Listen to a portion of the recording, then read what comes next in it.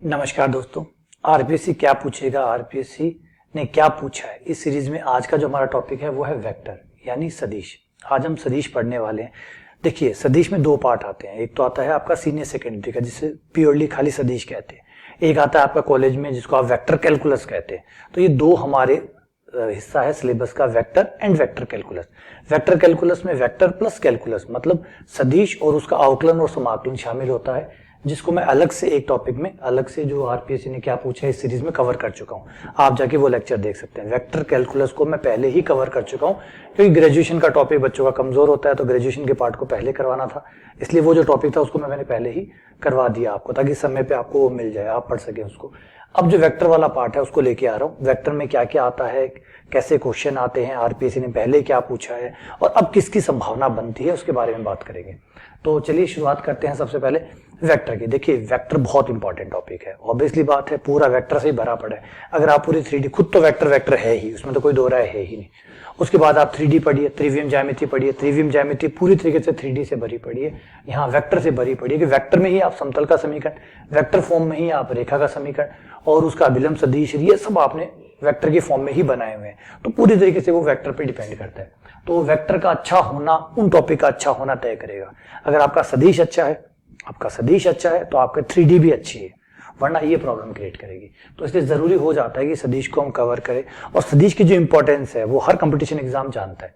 इस वजह से सदिश के जो नंबर ऑफ क्वेश्चन होते हैं वो ज्यादा आते हैं, काफी ज्यादा क्वेश्चन आते हैं। चलिए इस पे ही बात करते हैं। देखिए, अगर मैं नंबर ऑफ क्वेश्चन की बात करूं, टॉपिक के ऊपर काफी क्वेश्चन पूछे जाते हैं। इवन 4 क्वेश्चन से लेकर 7 क्वेश्चन तक इस टॉपिक से उठाए जा सकते हैं, और उठाए भी हैं। ये मैं पूर्व अनुमान जो बता रहा हूं आपको, ये इस आधार पर बता रहा हूं कि भाई पुराने सालों के जो पेपर है उनसे आप ये अनुमान लगा सकते हैं कि पेपर में अब जो पेपर आने वाला है उसमें क्या आएगा। ये पूर्व अनुमान आप उनके आधार पर लगा सकते हैं। और वहां पूछे गए अच्छे खासे क्वेश्चन जो है वो वेक्टर से पूछे गए हैं।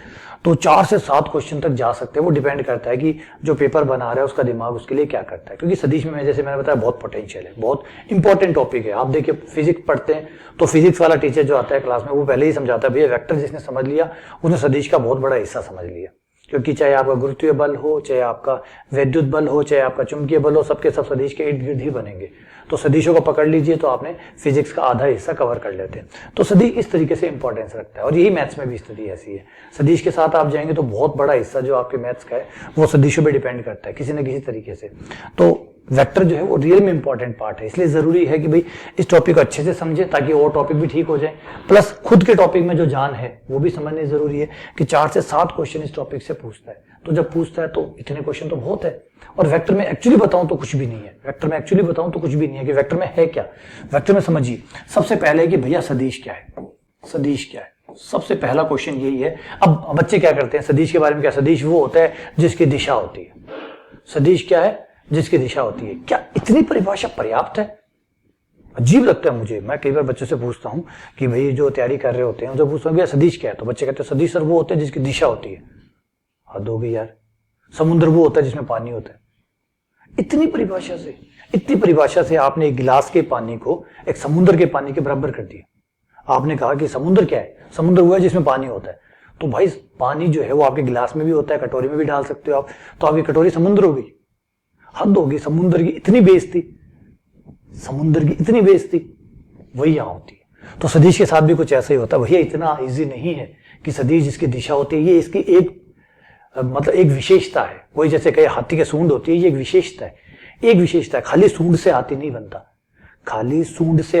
बनता, और भी बहुत सारी चीजें हैं जो हाथी को डिफाइन करती है। शेर को अगर आप खाली पंजों से डिफाइन करेंगे तो बहुत से जीवों के पास पंजे होते हैं। थोड़ा समझिए। अब बहुत छोटी परिभाषा दे रहे हैं, बहुत कमजोर तरीके से उसको डिफाइन कर रहे हैं। थोड़ा सा उसमें बहुत कुछ, अगर बहुत कुछ नहीं होता तो इतना हमारे मैथ्स के अंदर ये इतना राज कैसे करता है ना। राजा कौन होता है? जिसके पास कैलिबर होता है, पोटेंशियल होता है ना। तो कुछ तो है सदिशों के पास ऐसा कि भाई मैथ्स के ऊपर राज कर रहा है, तो राज ऐसे तो नहीं कर सकते, है ना। राज करने के लिए कुछ तो ऐसा होना चाहिए, तो कुछ है इनके पास। तो परिभाषा पे सही ढंग से अगर आप जाते हैं तो सदिशों में बहुत कुछ छुपा हुआ है। ठीक है। तो सदिश है। सदिश में जो 2 इंपॉर्टेंट बातें होती है, दिशा और उसका मान यानी परिमाण। इससे रिलेटेड एक क्वेश्चन बनता है। ठीक है। एक उसको डॉट गुणा, अदिश गुणा और सदिश गुणा, सदिश और अदिश गुणन, डॉट गुणा और क्रॉस गुणा, एक सवाल वो इस पे बनाता है क्योंकि ये टॉपिक भी है, अदिश गुणन सदिश गुणन। एक है त्रिगुणन और एक टॉपिक मैं भूल गया वो है परिमाणी सदिश। 2 सदिश दे दिए, 3 सदिश दे दिए, 4 सदिश दे दिए, उन सदिशों का परिमाणी सदिश, इन सदिशों का परिमाणी सदिश कितना होगा, परिमाण कितना होगा, ये क्वेश्चन भी बनता है। तो ये 4 क्वेश्चन मुझे लगता है कि जस्टिफाई होते हैं। 4 क्वेश्चन तो देखो मिनिमम है, फिर 7 क्वेश्चन अगर बनाता है तो फिर इन्हीं टॉपिक को बार बार रिपीट कर देगा। ये 4 चीजें हैं। सदिशों का परिमाण दे दिया भैया, 2 सदिश है, इनका जो परिमाण बने वो बताइए। एक सदिशों के गुणधर्म पे दे देता है कि बताइए समकोण त्रिभुज है, समकोण त्रिभुज की 2 सदिश ये हैं, तीसरा सदिश क्या होगा, क्षेत्रफल पूछ लिया है ना, समांतर चतुर्भुज का क्षेत्रफल पूछ लिया, त्रिभुज का क्षेत्रफल पूछ लिया, 2 सदिशों के बीच का कोण पूछ लिया। ये सब आपके सदिशों के बेसिक में आ जाएगा। जब आप सदिशों का बेसिक पढ़ेंगे उसमें सारा इसमें आ जाएगा। ये क्वेश्चन आपको यहाँ से बनता है। एक सदिश त्रिगुणा मतलब डॉट गुणा जो है, डॉट और क्रॉस गुणा का एक क्वेश्चन बनता है। एक त्रिगुणा जो 2 है, अदिश और सदिश त्रिगुणा, उस पे एक आ जाता है समतलीय है या नहीं है। एक आ जाता है परिमाणी सदिश, 2-3 सदिश दे दिए, इनका परिणामी सदिश कितना होगा, ठीक है, 2 सदिशों का बीच का परिणामी इतना निकल रहा है वो कितना होगा, या ये वो इस तरीके से क्वेश्चन जो है वो पूछ लेता है। ए ज्यादा बी का परिमाण दे दिया, बता दिया ए प्लस बी का परिमाण कितना होगा, ए प्लस बी का परिमाण इतना है, बताइए ए माइनस बी का परिमाण कितना होगा। तो ये परिमाण से रिलेटेड जो क्वेश्चन है वो पूछे जाते हैं। ये 4 टॉपिक जो है ये पूरे तरीके से जस्टिफाई है 4 क्वेश्चन बनने के लिए। तो एटलीस्ट 4 क्वेश्चन तो आपको यहाँ पे इस टॉपिक से मिलते हैं लगभग हमेशा। हाँ, अब कोई दिमाग घूम जाए कि नहीं देना तो नहीं देना भाई, फिर तो एक क्वेश्चन भी भारी पड़ेगा। तो 4 क्वेश्चन की इसमें जगह है। ये 4 चीजें हैं, आप इन चारों चीजों पर पकड़ करिए। जैसे मैंने कहा कि सदिश के सही परिभाषा के साथ जाइए ताकि झंझट ना हो, फिर उसके साथ दिशा और परिमाण के साथ आइए, फिर उसका जो योग है, उसका जो अंतर है, उन सब पे आते हुए धीरे धीरे करते हुए आगे बढ़े। इस तरीके से अगर आप इसको तैयार किया हुआ है आपका, तो अभी जो मैं क्वेश्चन कराने वाला हूं उसमें आपको समझ में आ जाएगा कि यही 4 चीजें ही मेन ही है जिसके आधार पर ही पूरे का पूरा सदिश के क्वेश्चन कवर होते हैं। ठीक है, चलिए आइए क्वेश्चनों पे आते हैं। चलिए क्वेश्चन करते हैं। सबसे पहला क्वेश्चन नंबर 1 क्या कहता है कि यदि एक बिंदु ए जो कि ये है, बी ये है, सी ये है, को जो कि एक रेखा में है। अच्छी बात यह है कि सब एक रेखा में, बढ़िया, बहुत बढ़िया, सुंदर बात लगी।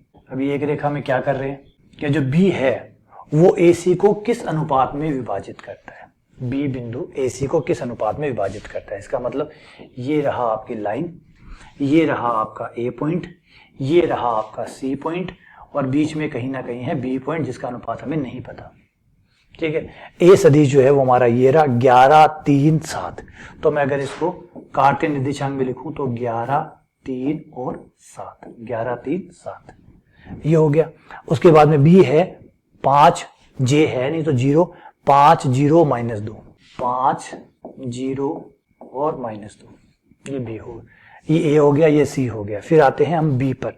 बी हमें, अच्छा बी हमें दिया हुआ था, बी ये था, सॉरी, बी तो बीच में है, और सी है हमारा 1, -2, -8, 1, -2, -8, 1, -2, -8, ये हो गया। ए बी सी किस अनुपात में बांटता है वो हमें पता नहीं है, माना M1 अनुपात M2 में बांटता है। M1 अनुपात M2 में ये दोनों, ये जो है 1 अनुपात M1 है, 1 अनुपात M2 है। और हमें अंतर विभाजन का सूत्र लगाना है, अपना काम हो गया। अंतर विभाजन का सूत्र कहता है x बराबर होता है M1x2 प्लस M2x1 बटा M1 प्लस M2। ये रहा हमारा अंतर विभाजन का सूत्र। कौन x1, ये रहा हमारा x1, x2 कौन, ये रहा x2, जो लास्ट वाला पॉइंट होता है वो x2, x कौन, ये बीच वाला आपका x होता है। M1 अनुपात M2 तो निकाल लेंगे, x का मान 5 बराबर M1 नहीं पता, x2 कितना है 1, M2 x1 कितना है 11 बटा M1 प्लस M2, क्रॉस गुणा करने पर 5M1 प्लस 5M2 बराबर, ये हो गया M1 प्लस 11M2। M1 एक तरफ कर लीजिए, 5M1 में से 1 M1 गया, 4M1, 11 में से 5 गया, 6M2। M2 को M1 के नीचे ले आइए, 4 को 6 के नीचे ले जाइए, अदला बदली कर दीजिए, तो M1 बटा M2 ये हो गया 6/4, 6/4 यानी 3/2। तो अनुपात हुआ 3:2। ये है हमारा 3:2। तो किस अनुपात में विभाजित करते हैं, 3:2 में। बताइए कितना सिंपल क्वेश्चन है। इससे लगता है कि इससे सिंपल क्वेश्चन हो सकता था, सीधा सीधा था एकदम कि भैया ये रहा ए। देखिए इतना माथापच्ची करने की जरूरत ही नहीं थी, ये तो बता रही, तो मैंने किया है, बाकी इतना माथापच्ची करते ही नहीं, सीधा पता होता कि जहां बिंदु पड़े वहीं से उठाते। हम अगर खुद करते हैं कंपटीशन में तो क्वेश्चन को कैसे करते हैं, तो सीधा सीधा हाथ डालते हैं क्वेश्चन के ऊपर डायरेक्ट कि भैया ये रहा हमारा x1, क्योंकि ए बिंदु को यहाँ रखना है, सी बिंदु को वहां रखना है, ये रहा हमारा x2, x1 ये यहाँ से उठेगा, x2 यहाँ से उठेगा, और ये रहा आपका x का मान, ये रहा x का मान सीधा, और फिर m1 m2 दो अनुपात मानेंगे, यहाँ पे सीधा मान रखा होता, फॉर्मूला थोड़ी लिखते वहां पे, कंपटीशन में फॉर्मूला थोड़ी लिखेंगे, कोई हमें दिखाना थोड़ी कि हमें फॉर्मूला पता है, वो तो 12th में होता था, वो तो बीएससी में होता था। यहाँ तो आपको सीधा आंसर दिखाना है, और दिखाना ही नहीं बताना है, दिखाना भी नहीं है। ये जितने कम लिखेंगे उतने ज्यादा नंबर मिलेंगे आपको यहाँ पे, यहाँ तो यही परिभाषा है। चलिए आगे बढ़ते हैं, अगले क्वेश्चन पे आते हैं, क्वेश्चन नंबर 3। ये बहुत बहुत अच्छा क्वेश्चन है, अगर ध्यान से सुनिए इस क्वेश्चन के ऊपर क्या कहा गया कि भैया दो इकाई सदिश, दो सदिश है जो कि इकाई सदिश है, सपोज कीजिए उनके नाम a1 a2 है, दो सदिश है जिनके नाम a1 a2 है, या आप सरल भाषा के लिए ए भी रख लीजिए, एक्स वाई रख लीजिए, तो ए भी रख लेते हैं क्योंकि हम ज्यादातर ए और बी ज्यादा पसंद करते हैं। तो ए सदिश भी एकांक सदिश है, इसका मतलब इसका परिमाण 1 है, और बी भी एकांक सदिश है, मतलब इकाई सदिश है, तो इसका परिमाण भी 1 है, दोनों का परिमाण 1 है। सदिशों का योग भी एक इकाई सदिश है, अच्छा योग भी इकाई सदिश है, इस लाइन का मतलब ये हुआ कि ए सदिश प्लस बी सदिश, ए प्लस बी का परिमाण भी 1 है। अब ये पूछ रहा है कि भाई इनका जो अंतर होगा उसका परिमाण कितना होगा, उनके अंतर सदिश का परिमाण कितना होगा, मतलब a माइनस बी का परिमाण कितना होगा। अब यहाँ क्या होता है, यहाँ कमाल की बात देखिए, यहाँ जो तुक्के मारते हैं बच्चे उनकी तीसरी आंख खुल जाती है। ऐसे क्वेश्चनों में जो तुक्के मारने वाले बच्चे होते हैं उनकी तीसरी आंख खुल जाती है। कैसे, अच्छा a का परिमाण 1 आया, अच्छा b का परिमाण भी 1 आया, a प्लस बी का परिमाण भी 1 आ रहा है, तो जो सब कुछ मतलब सारे ग्रह एक दिशा में है, वो इंगित कर रहे हैं कि सबका परिमाण 1 आएगा, तो a माइनस बी थोड़ी कोई अलग आएगा, तुक्का मारेगा वो बंदा लिखेगा 1। और सबसे बड़ी बात पता है, ऑप्शन में पड़ा है आपके पास, ये देखिए ये रहा। विश्वास करिए तुक्के मारने की चीज जो है ना, ये अंदाजा लगाने की, अनुमान लगाने की आदत हमें बीएससी से पड़ती है। बीएससी में 5 साल के पेपर उठाते हैं, अंदाजा लगाते हैं, अंदाजा अंदर भर चुका होता है कि पता भी नहीं चलता ये कब बाहर आ जाता है। ये इंतजार नहीं करता कि आरपीएससी का पेपर, आप आईएएस के पेपर में तुक्के मार के आ सकते हैं। समझिए बात को, आपको पता है कि आईएएस का पेपर है वो बहुत ज्यादा रिस्पेक्टफुल एग्जाम है, बहुत आदरणीय सम्मानीय एग्जाम है, बहुत उच्च लेवल का है, उच्च दर्जे का एग्जाम है, लेकिन फिर भी क्या फर्क पड़ता है, क्योंकि अंदर तो वही भरा पड़ा है, तुक्के मारने वाला इंसान वो बाहर आता है तुक्के मार बैठता है। तो वो देखिए ये कह रहा है, अच्छा ए का बी का परिमाण 1 है, ए प्लस बी का परिमाण 1 है, जो सबका परिमाण 1 है, तो ए माइनस अलग थोड़ी है, तेरा भी 1 ही है, और वो ऑप्शन में मिल गया तो और भी सेटिस्फेक्शन हो गया, इसका मतलब आंसर 1 है, क्यों माथा पच्ची करूं, सीधा 1 लगाया, बाहर आके गलत मिला। तो ऐसे भी होते हैं, आइए समझते हैं। देखिए तुक्के तो तुक्के ही होते हैं ना, कोई आधार नहीं होता, बस ये होता है थोड़ा सा जो है वो आप देख रहे होते हैं कि धारा किस दिशा में जा रही है, उस धारा को देखते हुए तुक्का होता है। आइए क्वेश्चन पे आते हैं।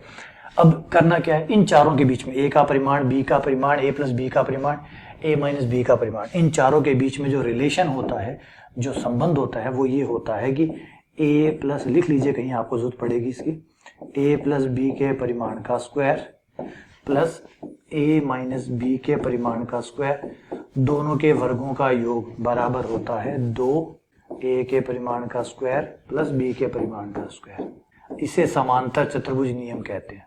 ये ए प्लस बी, ए माइनस बी समांतर चतुर्भुज के 2 विकर्ण होते हैं। समांतर चतुर्भुज के विकर्णों के वर्गों का योग उनकी भुजाओं के वर्गों के योग का दुगना होता है।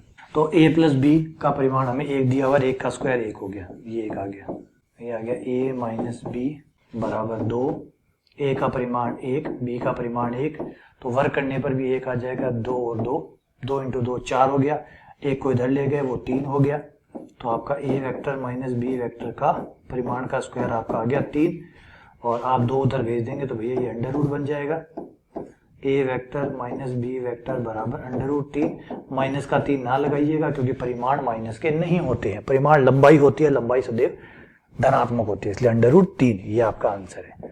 बताइए तुक्का गलत जाएगा नहीं जाएगा? बिल्कुल जाएगा, है ना, बिल्कुल जाएगा। तो गलत निशान ना लगाए, तुक्के ना लगाए। मैथ्स है, मैथ्स वैसे भी तुक्कों को अलाउड नहीं करती है, और फिर भी आप लगाएं तो जिम्मेदारी पूर्ण रूप से आपकी होगी। अगले क्वेश्चन पे आते हैं।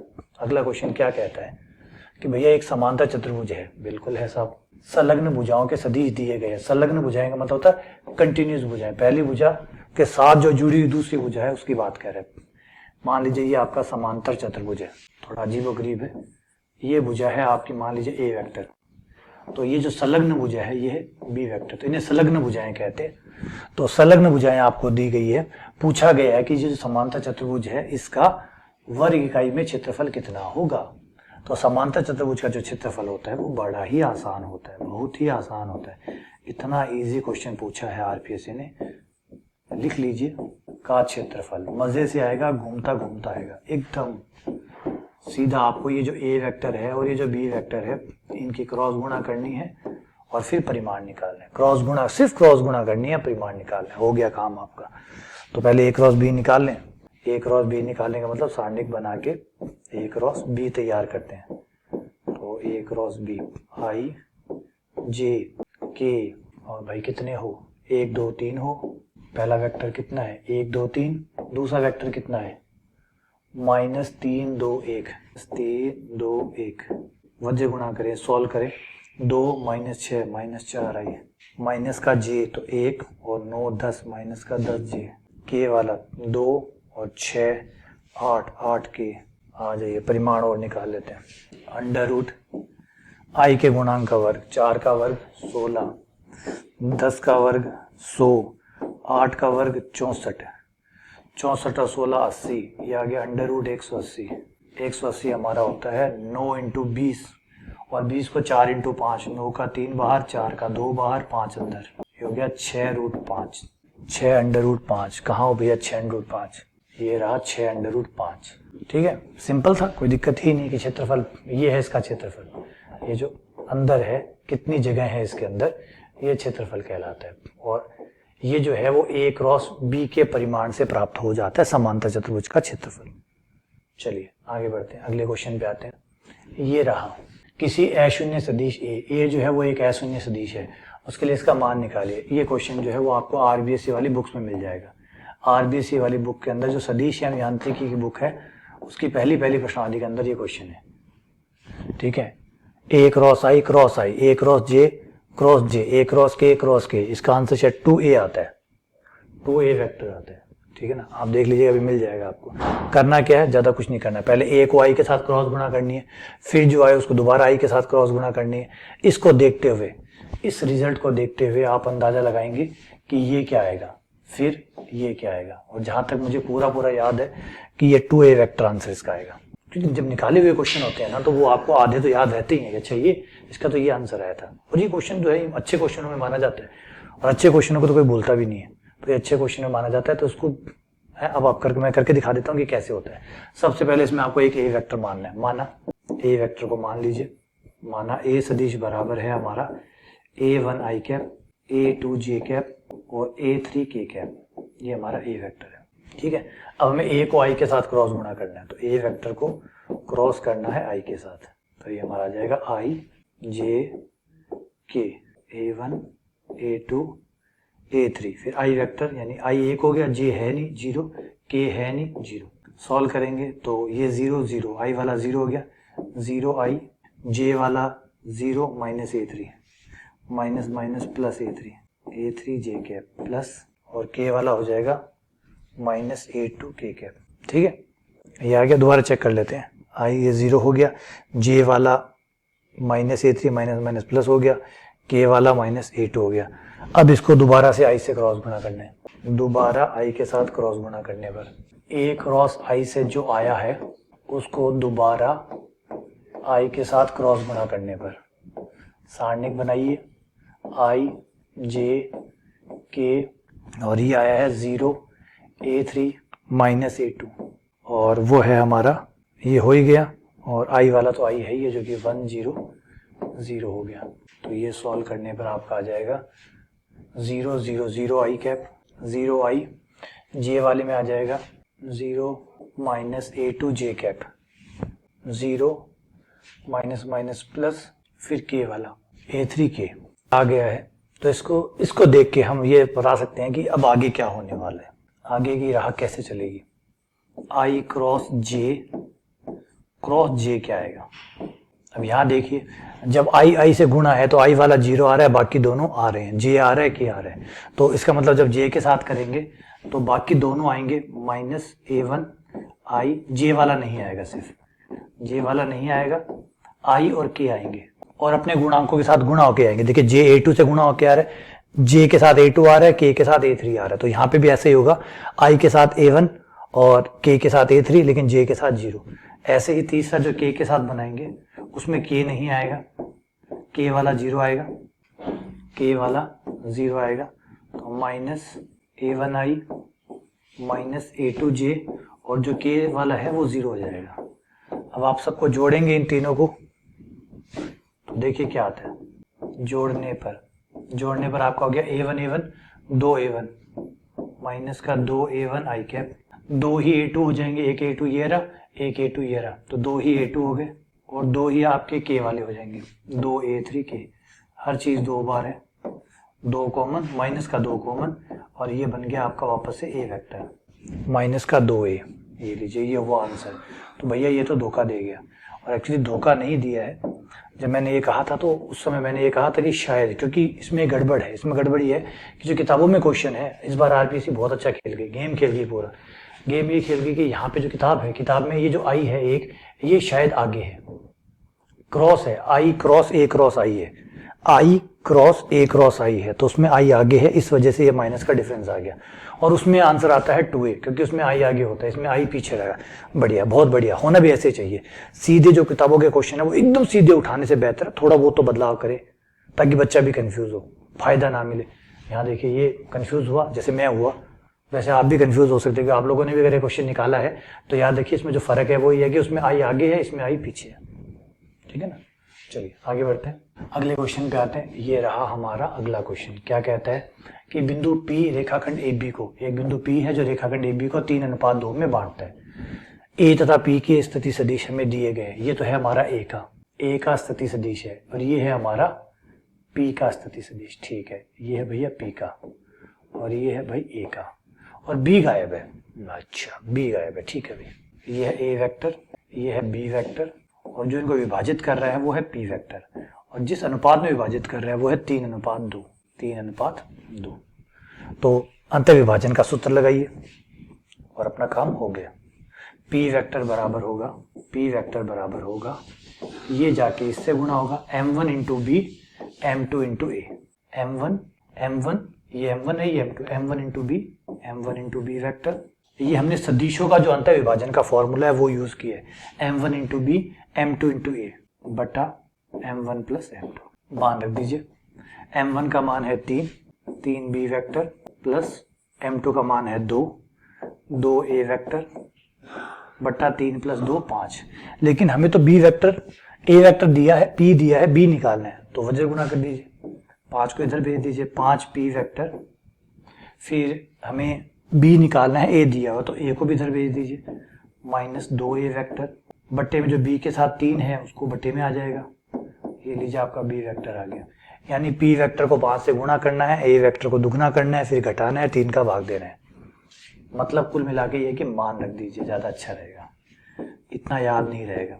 तो पी वेक्टर है हमारा, ये रहा ए वेक्टर, माइनस 1/5 बी वेक्टर, 2, फिर हमारा ए वेक्टर है 1/3, 5 ए वेक्टर में से 2 वेक्टर गया, 3 ए वेक्टर, 5 से 5 कट गया, माइनस का बी वेक्टर, माइनस का 2, माइनस का 3 बी वेक्टर, बट्टे 3 से 3 कॉमन लिया, कट कर दिया। आंसर भी बहुत सुंदर आ रहा है, ए वेक्टर माइनस बी वेक्टर, ये आपका आंसर है। तो आंसर भी सुंदर है ना, ज्यादा कॉम्प्लिकेटेड है ही नहीं। अभी तक तो मुझे कोई क्वेश्चन ऐसा नहीं लिखा जिसमें बहुत सोचना पड़े, बहुत समझना पड़े, ट्रिक लगानी पड़ रही है, घुमाना पड़ रहा है, ऐसा कुछ हुआ ही नहीं। सीधे सीधे फॉर्मूले मान रखिए, आंसर आ रहे। तो सदिश तो हमें सरप्राइज ही नहीं कर रहे, अभी तक तो किसी ने सरप्राइज किया ही नहीं, है ना। आगे देखते हैं कोई और सरप्राइज करे तो। चलिए अगला क्वेश्चन है, ए वेक्टर हमारे पास है, ठीक है, और एक वेक्टर बी है जो ए के साथ डॉट गुणा करता है तब तो 1 आता है, क्रॉस गुणा करता है तब जे माइनस के आता है। तो बताइए इन भाइयों में से वो कौन है, इन भाइयों में से वो कौन है। अब हमारे पास 2 तरीके हैं, या तो बी वेक्टर मान के हम निकाले, या फिर हम ऑप्शन से जाए। दोनों में से कोई भी तरीका हम यहाँ यूज कर सकते हैं।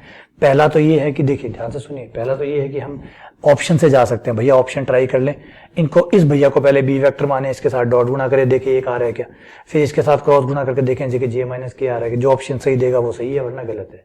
दूसरा है कि भैया बी वेक्टर को मान लेते हैं, मान के फिर समीकरण को सॉल्व करते हैं, वो भी कर सकते हैं। दोनों तरीके हमारे पास। तो चलिए ऑप्शन से चलते हैं। ऑप्शन से होता है तो हमेशा पीछे से चलिए, जहां तक सही रहता है। हमेशा पहले जब भी ऑप्शन से जाएं तो कभी भी ए से ना जाए, ज्यादातर सी से जाए। सी को ट्राई फर्स्ट करें। आ जाओ भैया टी तुम आओ, तुम्हें ट्राई करते हैं। A dot B, A dot B, A vector आपका है ये रहा I plus J plus K, B vector I मानते हैं तो दोनों की डॉट गुना करते हैं तो एक आता है, क्योंकि आई से आई गुना होगा एक आ जाएगा। बैठ गया भाई बैठ गया। अब ए क्रॉस बी करके देखते हैं। ए क्रॉस बी, ए हो गया हमारा आई जे के लगाइए, आपका ए वेक्टर लगाइए। ए वेक्टर है एक एक एक, और आपका बी वेक्टर है 1 0 0। फिर ये आ गया आई वाला तो 0 आई माइनस जे माइनस माइनस प्लस जे, के वाला माइनस के, तो ये जे माइनस के आ रहा है, जे माइनस के ही आना चाहिए। अरे भाई जबरदस्त, तो एकदम सेट बैठ गया यहाँ। तो सी से स्टार्ट किया। हमेशा याद रखिए ये सीखने लायक बात है, सदैव जब ऑप्शन से स्टार्ट करें, जब भी किसी क्वेश्चन को ऑप्शन से स्टार्ट करें तो सी से स्टार्ट करें, क्योंकि ए ऑप्शन वाले में ए कम ही पाया जाता है, वो ए नहीं होगा, ज्यादातर नहीं होता। आप देख लीजिए, आप ये चीजें कोई ये सार्वभौमिक नियम नहीं है कि किताबों में लिखे हुए हैं, ये एक्सपीरियंस किए जा सकते हैं, अनुभव किए जा सकते हैं। आप अनुभव करिए। कभी आपको लगता है कि भाई पेपर आप पेपर बनाएं और आप देखेंगे भाई ऑप्शन से ये बच्चा इस क्वेश्चन को कर सकता है, तो आप उस सही आंसर को कहाँ रखेंगे?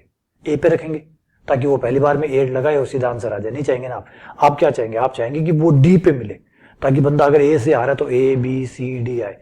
अब खाली उस चीज को, उस चक्रव्यूह को खाली वही तोड़ सकता है जो आपसे भी ज्यादा स्मार्ट है, कि अच्छा डी पे देगा तो एक काम करता हूँ, सी से स्टार्ट करता हूँ, बीच की दूरी से स्टार्ट करता हूँ, बी से स्टार्ट करता हूँ। बी से स्टार्ट करूंगा तो मेरे लिए ए जो है वो भी उतनी दूर होगा, और किनारा, दोनों किनारे ही हमारे लिए। बी से स्टार्ट करने का फायदा यही होता है, आगे का छोर और पीछे का छोर दोनों समान दूरी पे होते हैं। तो सी से स्टार्ट करिए, ताकि सी से एक बार या तो डी की तरफ मुड़ जाइए। अब भाई आई नहीं आया तो 2 आई भी नहीं आएगा, तो फिर सीधा 2 जे माइनस के को ट्राई करना। अगर वो तो बैठ गया अच्छी बात है, नहीं बैठता तो इसको ट्राई करते, फिर फर्स्ट पे आते हैं। ठीक है ना? चलिए आगे बढ़ते हैं अगले क्वेश्चन पे। अभी भी यार कोई क्वेश्चन में किक वाला क्वेश्चन नहीं है, ऐसा नहीं है कि मतलब हिला के रख दिया, मतलब ऐसे वो क्वेश्चन ऐसा हो। सदिशों में देखिए, अभी सदिश में यही चल रहा है, नॉर्मल जुड़वा रहा है, गुणा करवा रहा है, कुछ ऐसा नहीं करवा रहा है कि भैया घुमा क्या है, कि ऐसा आया क्वेश्चन की आंखें फटी की फटी रह गई। यार ऐसा क्वेश्चन भी होता है, ऐसा क्वेश्चन तो अभी तक एक नहीं मिला। आइए इस क्वेश्चन पे आते हैं। देखिए अगर आपको एकदम ये भी ट्रिक की लग रहे हैं ना, इसका मतलब है आपका सदिश का ज्ञान बिल्कुल भी कमजोर है, वरना ट्रिक है ही नहीं। अब इसमें जैसे इस क्वेश्चन में कि बी तथा सी के बीच का कोण जो है वो ज्ञात करिए। सबके परिमाण हमें दिए गए हैं, ए प्लस बी प्लस सी, बी और सी के बीच का कोण चाहिए। इसका मतलब है कि यहां से आप निकालिए, दिया हुआ ना बी प्लस सी बराबर हो गया आपका माइनस ए वेक्टर। बी प्लस सी बराबर हो गया माइनस ए वेक्टर, क्योंकि ए प्लस बी प्लस सी 0 है, तो बी प्लस सी माइनस ए वेक्टर हो गया। दोनों तरफ वर्ग कर दीजिए। वर्ग हम क्यों कर रहे हैं? आप कहेंगे सर माइनस को प्लस करने के लिए। ना बेटा, हमेशा माइनस को प्लस करने वाला आइडिया नहीं होता हमारे दिमाग में। यहाँ पे हम डॉट गुना इसलिए कर रहे हैं कि जब इसको खोलेंगे तो 2b डॉट सी आएगा। b डॉट सी जो होगा वो b का परिमाण c का परिमाण इंटू कॉस थीटा होगा, और कॉस थीटा मतलब कोण होगा b और c के, वो कोण हमें वहां से निकल जाएगा, इसलिए हमने ऐसा किया। अब इसको खोलेंगे तो ये आएगा b के परिमाण का स्क्वायर प्लस c के परिमाण का स्क्वायर प्लस 2b का परिमाण c का परिमाण, और इस तरफ आ जाएगा a का परिमाण। अब आप कहेंगे सर ये तो माइनस ए है। बेटा माइनस ए का भी परिमाण प्लस में होता है, तो परिमाण ए का स्क्वायर। इसमें से बहुत सारे मान हमारे पास है। यहाँ पे ये एक चीज थोड़ी सी रहेगी, स्टेप खा गया मैं बीच में, यह 2b डॉट सी है ना। जब आप स्क्वायर खोलते हैं सदिशों में तो पहले का परिमाण का स्क्वायर प्लस दूसरे का परिमाण का स्क्वायर प्लस 2 पहला वेक्टर डॉट दूसरा वेक्टर, ये इस तरीके से आता है। b का परिमाण अभी रख देंगे, कितना है अभी बता दो, 3 है, 3 है तो 9 हो गया। c का परिमाण कितना है? c का परिमाण है 4, तो ये हो गया 16 प्लस 2। इसको जब आप आगे बढ़ाएंगे तो b का परिमाण c का परिमाण इंटू कॉस थीटा आएगा, तो b का परिमाण रख ही दीजिए साथ ही। b का परिमाण 3, c का परिमाण 4 इंटू कॉस थीटा, और a का परिमाण कितना है? a का परिमाण है 37, ये हो गया आपका 37। 16 और 9 25, 25 37 में गए 12, और ये हो गया 4 3 12, 12 दूनी 24, 24 कॉस थीटा बराबर 12, 24 कॉस थीटा बराबर 12, और कॉस थीटा बराबर 12/24, और 12/24 को कट करने पर यह आ गया आपका 1/2, और कॉस थीटा का मान 1/2 तब होता है जब हमारा कोण 60 डिग्री होता है, या फिर रेडियन में π/3 होता है। तो कौन सा दिया हुआ है? 60 डिग्री। ये हमारा आंसर हो गया। तो ये भी कोई बहुत कॉम्प्लिकेटेड क्वेश्चनों में नहीं आता। अगर आप सदिश निकालते हैं तो ये चीजें तो कॉमन होती है, इधर भेज दो इधर भेज दो, इससे ज्यादा मतलब ट्रिक ही नहीं कहते, ये कोई ट्रिक ही नहीं है क्वेश्चन। आ जाइए इस क्वेश्चन पे आते हैं। और अभी तक देखा सदिशों में ज्यादा ट्रिक नहीं पूछ रहा है। अगर आपने बेसिक आरबीएससी एनसीईआरटी की बुक्स पढ़ी हुई है, एनसीईआरटी आरबीएससी पढ़ी है, थोड़े बहुत एसआर से नहीं कि थोड़े बहुत, खाली चलिए थोड़े बहुत का मतलब ये है कि जो उन्होंने सॉल्व क्वेश्चन करवा रखे हैं अगर वो भी आपने सॉल्व कर लिए तो सदिश के लगभग क्वेश्चन आपसे अटेम्प्ट हो जाएंगे। ट्राई कर लीजिए अगर मैं गलत कह रहा हूं तो। अगर आपने एनसीईआरटी, आरबीएससी और एसआर सैनी के सिर्फ जो क्वेश्चन सोल्ड है, अनसोल्ड करिए नहीं, मत ही करिए चाहे, अगर आपने सोल्ड क्वेश्चन भी कर रखे हैं एसआर सैनी, एनसीईआरटी, आरबीएससी, तो ये पूरी आराम से सदिश जो है आपके कवर हो जाएंगे, क्योंकि उन्हीं के ही भाई बंधु हैं ये सारे सवाल, ये उन्हीं सवालों के ही भाई बंधु आपके सामने आ रहे हैं। आप जाके देख लीजिए, ये मिल जाएंगे आपको वहां पे। A cross B cross C cross A किसके बराबर होगा? ये लंबा चौड़ा है, ये तो किसके बराबर होगा ये तो बताना पड़ेगा। देखिए अब ये जो क्वेश्चन है, ये क्वेश्चन सिंपल से एक रूल के ऊपर है। आपने 3 सदिशों की जो क्रॉस गुणा होती है उसको खोलना सीखा हुआ होगा। क्या रूल कहता है? 132 माइनस 123 वाला जो रूल है, उस रूल का इस्तेमाल करके आप अंदर वाले को खोलेंगे। क्या रूल है? 132 माइनस 123 का रूल लगाएंगे। तो बस ये रूल लगा दीजिए, आपका आंसर आपके पास होगा। इतना सा ही क्वेश्चन है ये, मतलब काफी कमजोर क्वेश्चन जो है वो आपको बनाया। ये ब्रैकेट 132 माइनस 123 यानी 1 और 3 की डॉट गुणा 1 और 3 की, तो बी और ए की डॉट गुणा बी और ए की डॉट गुणा सी भैया बाहर, सी भैया बाहर, माइनस 123 1 और 2 की डॉट गुणा मतलब बी और सी की डॉट गुणा और ए भैया बाहर। जैसे आप किसी की डॉट गुणा करते हैं उसके बाद में वो एक संख्या बन जाता है, संख्या बन जाता है। क्या बन जाता है? संख्या। तो ये डॉट गुणा हो चुकी है तो ये कोई संख्या बन गई, नाम दे देते लैम्डा। इसका नाम एक बार थोड़ी देर के लिए रख लेते म्यू, ठीक है? संख्या बन गई, डॉट गुणा करने के बाद सदिश सदिश खत्म, संख्या बन जाती है। तो ये हुआ आपका ए वेक्टर क्रॉस लैम्डा। चिंता मत करिए, लैम्डा को लेने आऊंगा मैं वापस, लैम्डा को लेने मैं थोड़ी देर बाद में वापस आऊंगा। तो सर म्यू को लेने नहीं आओगे? नहीं, म्यू को लेने नहीं आऊंगा। क्यों? आइए बताता हूँ। लैम्डा नियतांक है, अचर है, अदिश है, बाहर आ जाएगा। ए और सी की क्रॉस गुणा होगी, ए क्रॉस माइनस म्यू बाहर, ए की ए के साथ क्रॉस गुणा होगी। जब ए वेक्टर की ए वेक्टर के साथ क्रॉस गुणा होती है तो वो जीरो होती है। खुद की क्रॉस गुणा खुद के साथ हमेशा जीरो होती है, तो वो हो गया जीरो। इसलिए मैंने कहा था म्यू को लेने नहीं आऊंगा। अब लैम्डा को लेने आ गया, कहे अनुसार लैम्डा कितना है? B dot A. और डॉट गुणा में बी डॉट ए हो चाहे ए डॉट बी हो, डॉट गुणा में तो दोनों एक ही बात है, A cross C B dot A. क्योंकि बी डॉट ए अच्छा नहीं लगता, जिसको हम बदल नहीं सकते वो तो एक अलग बात है, मजबूरी तो देखिए अलग बात है। जो मजबूरी नहीं है तो ए आगे अच्छा लगता है ना, ए आगे अच्छा लगता है, बी पीछे लगता है। A dot B A cross C, A dot B A cross C, ये रहा हमारा ऑप्शन नंबर 1। क्या था इसमें? कुछ नहीं, एक रूल के भैया अगर आपको खोलना आता है क्या, 3 सदिश गुणा जो होती है क्या वो खोलनी आती है? और आपके हाँ जी आती है खोलनी, हो गया काम। अगले क्वेश्चन पे आते हैं। ये रहा क्वेश्चन। ये क्वेश्चन थोड़ा सा कमाल का, थोड़ा सा चैलेंजिंग है। ये क्वेश्चन है कि भाई बी क्रॉस ए समतलीय है, केवल एक है। ये जो सदिश बनेगा जब आप बी क्रॉस ए कर लेंगे, इसके बाद जो भी सदिश बनेगा वो सदिश किसके समतलीय होगा? ए के समतलीय, बी के समतलीय, ए और बी के समतलीय, किसके समतलीय होगा? समझते हैं। ऐसे क्वेश्चनों का सबसे अच्छा तरीका होता है कि दिशा कौन सी होगी, क्या होगी, कुछ रख लेते हैं। रखने से हमारा काम और आसान हो जाएगा। जैसे ए वेक्टर मैंने थोड़ी देर के लिए मान लिया आई है, बी वेक्टर जो है वो मेरा जी है, क्योंकि जो बात सत्य होगी वो तो सबके लिए सत्य होगी। तो मैं कोई भी एग्जांपल ले सकता हूं, तो मैंने एग्जांपल ले लिया ए वेक्टर बराबर आई और बी वेक्टर बराबर जी। देखते हैं क्या बनता है। तो जो मान रखना है इसमें वो मान रख दीजिए। बी की जगह जे वेक्टर क्रॉस बी की जगह जे वेक्टर क्रॉस आई वेक्टर, ठीक है। और हमारा जो क्रॉस गुणन है वो कहता है कि आई वेक्टर जे वेक्टर के वेक्टर। तो आई क्रॉस जे करने पर के आएगा, जे क्रॉस के करने पर आई आएगा और के क्रॉस आई करने पर जे आएगा। इस तरीके से हमारी गुणा होती है। तो ये तो जे क्रॉस आई है, आई क्रॉस जे जो होता है वो के होता है, जे क्रॉस आई माइनस के हो जाएगा। तो ये हो गया माइनस का के। आप चाहो तो सारणिक की सहायता से भी कर सकते हो, लेकिन इतनी छोटी गुणा के लिए सारणिक को कॉल करने की क्या जरूरत है ना। सर्दी जुकाम के लिए एम्बुलेंस थोड़ी बुलाते हैं। एम्बुलेंस कब बुलाते हैं? जब ऐसी स्थिति हो तब एम्बुलेंस बुलाते हैं, जब मरने की स्थिति हो। नॉर्मल स्थिति में काहे की एम्बुलेंस, खुद जाके इलाज करा के आ जाओ, डॉक्टर को दिखाओ या 2-3 दिन काढ़ा पियो, ऐसे आराम आ जाएगा। चलो आ जाइए, जे क्रॉस आई जो कि माइनस का के हो गया, फिर माइनस आपका बाहर, जे की और के की क्रॉस गुणा, जे क्रॉस के बराबर आई। तो फिलहाल हमारा आंसर आया माइनस का आई। माइनस का आई मतलब इसका मतलब जो ए सदिश है वही वापस आ रहा है। भाई अब आपके केस में माइनस ही आ रहा है, तो बेटा दिशा तो एक ही हुई ना, मतलब ये जा रहा है आपका प्लस आई, ये जा रहा है आपका माइनस आई, तो समतल तो एक ही हुआ ना, समतल तो एक ही हुआ। बात समझ रहे हैं? तो यहाँ बात समझ में आई कि आपका माइनस आई आ रहा है, इसका मतलब ए किस तरफ है, आई है, तो ए और ये जो आ रहा है इन दोनों की दिशा में अंतर हो सकता है, नेगेटिव पॉजिटिव, नेगेटिव पॉजिटिव का, लेकिन तल तो एक है ना, तल तो एक है तो समतली, इसका मतलब ये जो सदिश आएगा ये ए के समतली होगा। अब क्वेश्चन ये है कि क्या ये बी के भी समतली होगा? भाई कह नहीं सकते, क्योंकि देखिए ए के समतली है। अब हमारा जो ये वेक्टर आया है, इस वेक्टर का नाम मैं थोड़ी देर के लिए पी रख लेता हूँ कि भाई ये जो पी वेक्टर है, ये जो पूरा इसका नाम, पूरे का नाम पी रख लिया, पी वेक्टर ए के समतलीय है। अब ए पी वेक्टर बी के भी समतलीय होगा, इसका मतलब फिर ए और बी भी समतलीय है। तो भाई अगर ए और बी समतलीय है, अगर ए और बी समतलीय है तो ही फिर वो पी जो होगा बी के भी समतलीय होगा, और इसकी कोई गारंटी नहीं है, क्योंकि यहां हमने आई और जे को एक तल पे लिए, इस वजह से ये समतलीय आ गया। अब आप कहोगे सर माइनस आई और जे है तो एक ही तल पे, तो बिल्कुल बेटा एक तल पे है, लेकिन हम बी को अगर बदल देते तो बी बदल जाए तो, क्योंकि बी तभी जो इस सदिश पी के बी तभी समतलीय होगा जब ए और बी समतलीय होंगे, और ए और बी का समतलीय होने की कोई गारंटी यहाँ पे लिखी हुई नहीं है। इसका मतलब हम गारंटी नहीं ले सकते, गारंटी सिर्फ एक ही ले सकते हैं कि ए जो है वो समतलीय है।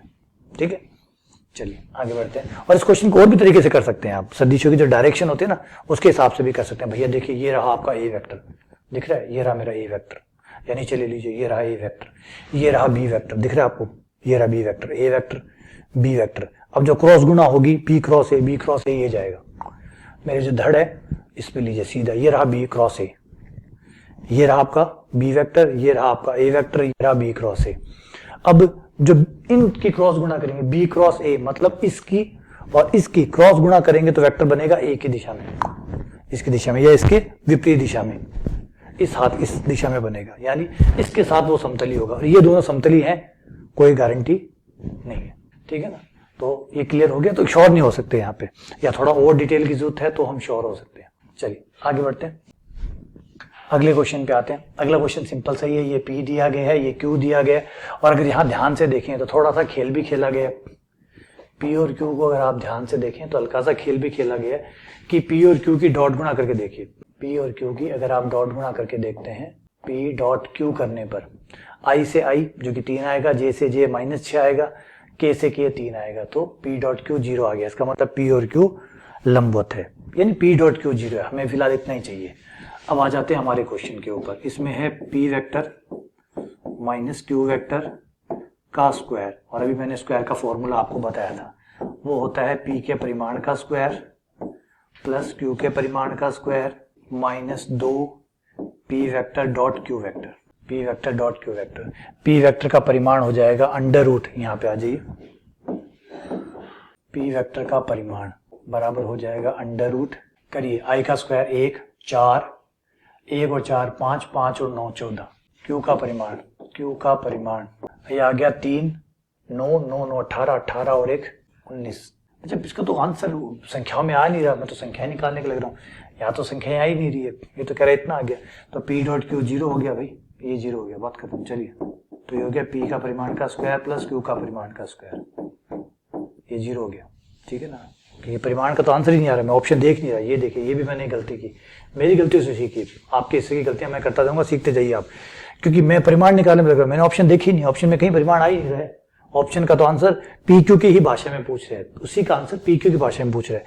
तो देखिए परिमाण अब स्क्वायर कर रहे हैं, स्क्वायर करने का मतलब वो परिमाण निकल चुका होगा, तो अब वापस वेक्टर फॉर्म में नहीं आएगा, तो ये दो ऑप्शन तो साफ साफ गलत है, वापस वेक्टर फॉर्म में तो नहीं आएगा। जब स्क्वायर करने का मतलब क्या होता है, स्क्वायर करने का मतलब डॉट गुणा, डॉट गुणा का मतलब हो गया परिमाण निकल गया। अब जब परिमाण ही निकल गया तो फिर तो सदिश आने ही नहीं है, तो पहला ऑप्शन और दूसरा ऑप्शन कट। ये ऑप्शन जो है ये बैठ रहा है, क्यों बैठ रहा है, P प्लस Q का होल स्क्वायर है, तो ये हो जाएगा P के परिमाण का स्क्वायर Q के परिमाण का square minus plus 2P dot Q, और P डॉट Q जो है वो 0 है, P डॉट Q P के परिमाण का स्क्वायर, ये आ गया, दोनों बराबर है, ये बराबर है। अब इस क्वेश्चन में क्या था, सारा जो अच्छा बड़ा बढ़िया क्वेश्चन था ये, तो हम तो मजाक में कर रहे थे, तो बढ़िया निकला। अरे P डॉट Q जो है वो अगर आपको पता है कि P डॉट Q 0 है, P और Q की डॉट गुणा 0 है, तो जब डॉट गुणा 0 होती है तो फिर उसके बाद में तो क्या फर्क पड़ता है कि P प्लस Q का होल स्क्वायर किया जाए या p माइनस क्यू का होल स्क्वायर किया जाए, क्योंकि एक्चुअली दोनों का जो अंतर होता है वो उस लास्ट वाले पद जो 2p डॉट क्यू में आता है उसी का, तो इसमें प्लस आता है इसमें माइनस आता है। जब वो पद ही जीरो है तो फिर तो चाहे p प्लस क्यू का स्क्वायर हो चाहे p माइनस क्यू का स्क्वायर हो तो एक ही होने वाला है ना। क्वेश्चन को स्ट्रिक पे बनाया गया था कि भैया जब आपका जो वो भाई हम जानते हैं a प्लस बी का होल स्क्वायर हो या a माइनस बी का होल स्क्वायर हो, इन दोनों में जो अंतर पैदा करता है वो कौन है, वो है लास्ट वाला जो 2ab प्लस का 2ab माइनस का आता है। अगर वो ab जो है वो जीरो हो तो फिर तो चाहे a प्लस बी का होल स्क्वायर हो चाहे a माइनस बी का होल स्क्वायर, दोनों ही होंगे। तो ये इस तरीके से बनाया गया, ठीक है। चलिए आगे बढ़ते। अच्छा था, ये ठीक था, थोड़ा सा इंटरेस्टिंग था। और बेवकूफ बनाने के लिए p सदी दिया भी है, q दिया है, हम परिमाण के चक्रों में फंस जाते, टाइम वेस्ट कर लेते, तो थोड़ा सा खेल खेला हमारे साथ, दिमाग के साथ खेला है बंदे ने। अच्छा बढ़िया, मजा आया। चलिए आगे बढ़ते हैं। सदिश ये तथा ये के प्रतिच्छेद बिंदु निकालिए। मतलब ये वाला सदिश जो पहले वाला, ये दूसरे वाला, दोनों एक दूसरे को काट रहे हैं। पहला सदिश और ये दूसरा सदिश दोनों काट रहे हैं। दोनों काटने का मतलब हुआ एक बिंदु ऐसा होगा जो दोनों पे होगा, वो बिंदु पहली लाइन पे भी होगा, वो बिंदु दूसरी लाइन पे भी होगा, यानी पहली लाइन बराबर दूसरी लाइन। इस पॉइंट पर आपकी पहली लाइन और दूसरी लाइन दोनों बराबर हो जाएंगी। तो कर दीजिए बराबर, पहली लाइन बराबर दूसरी लाइन, मतलब आई से आई बराबर, जे से जे बराबर, के से के बराबर, आई से आई बराबर, जे से जे बराबर और के से के बराबर।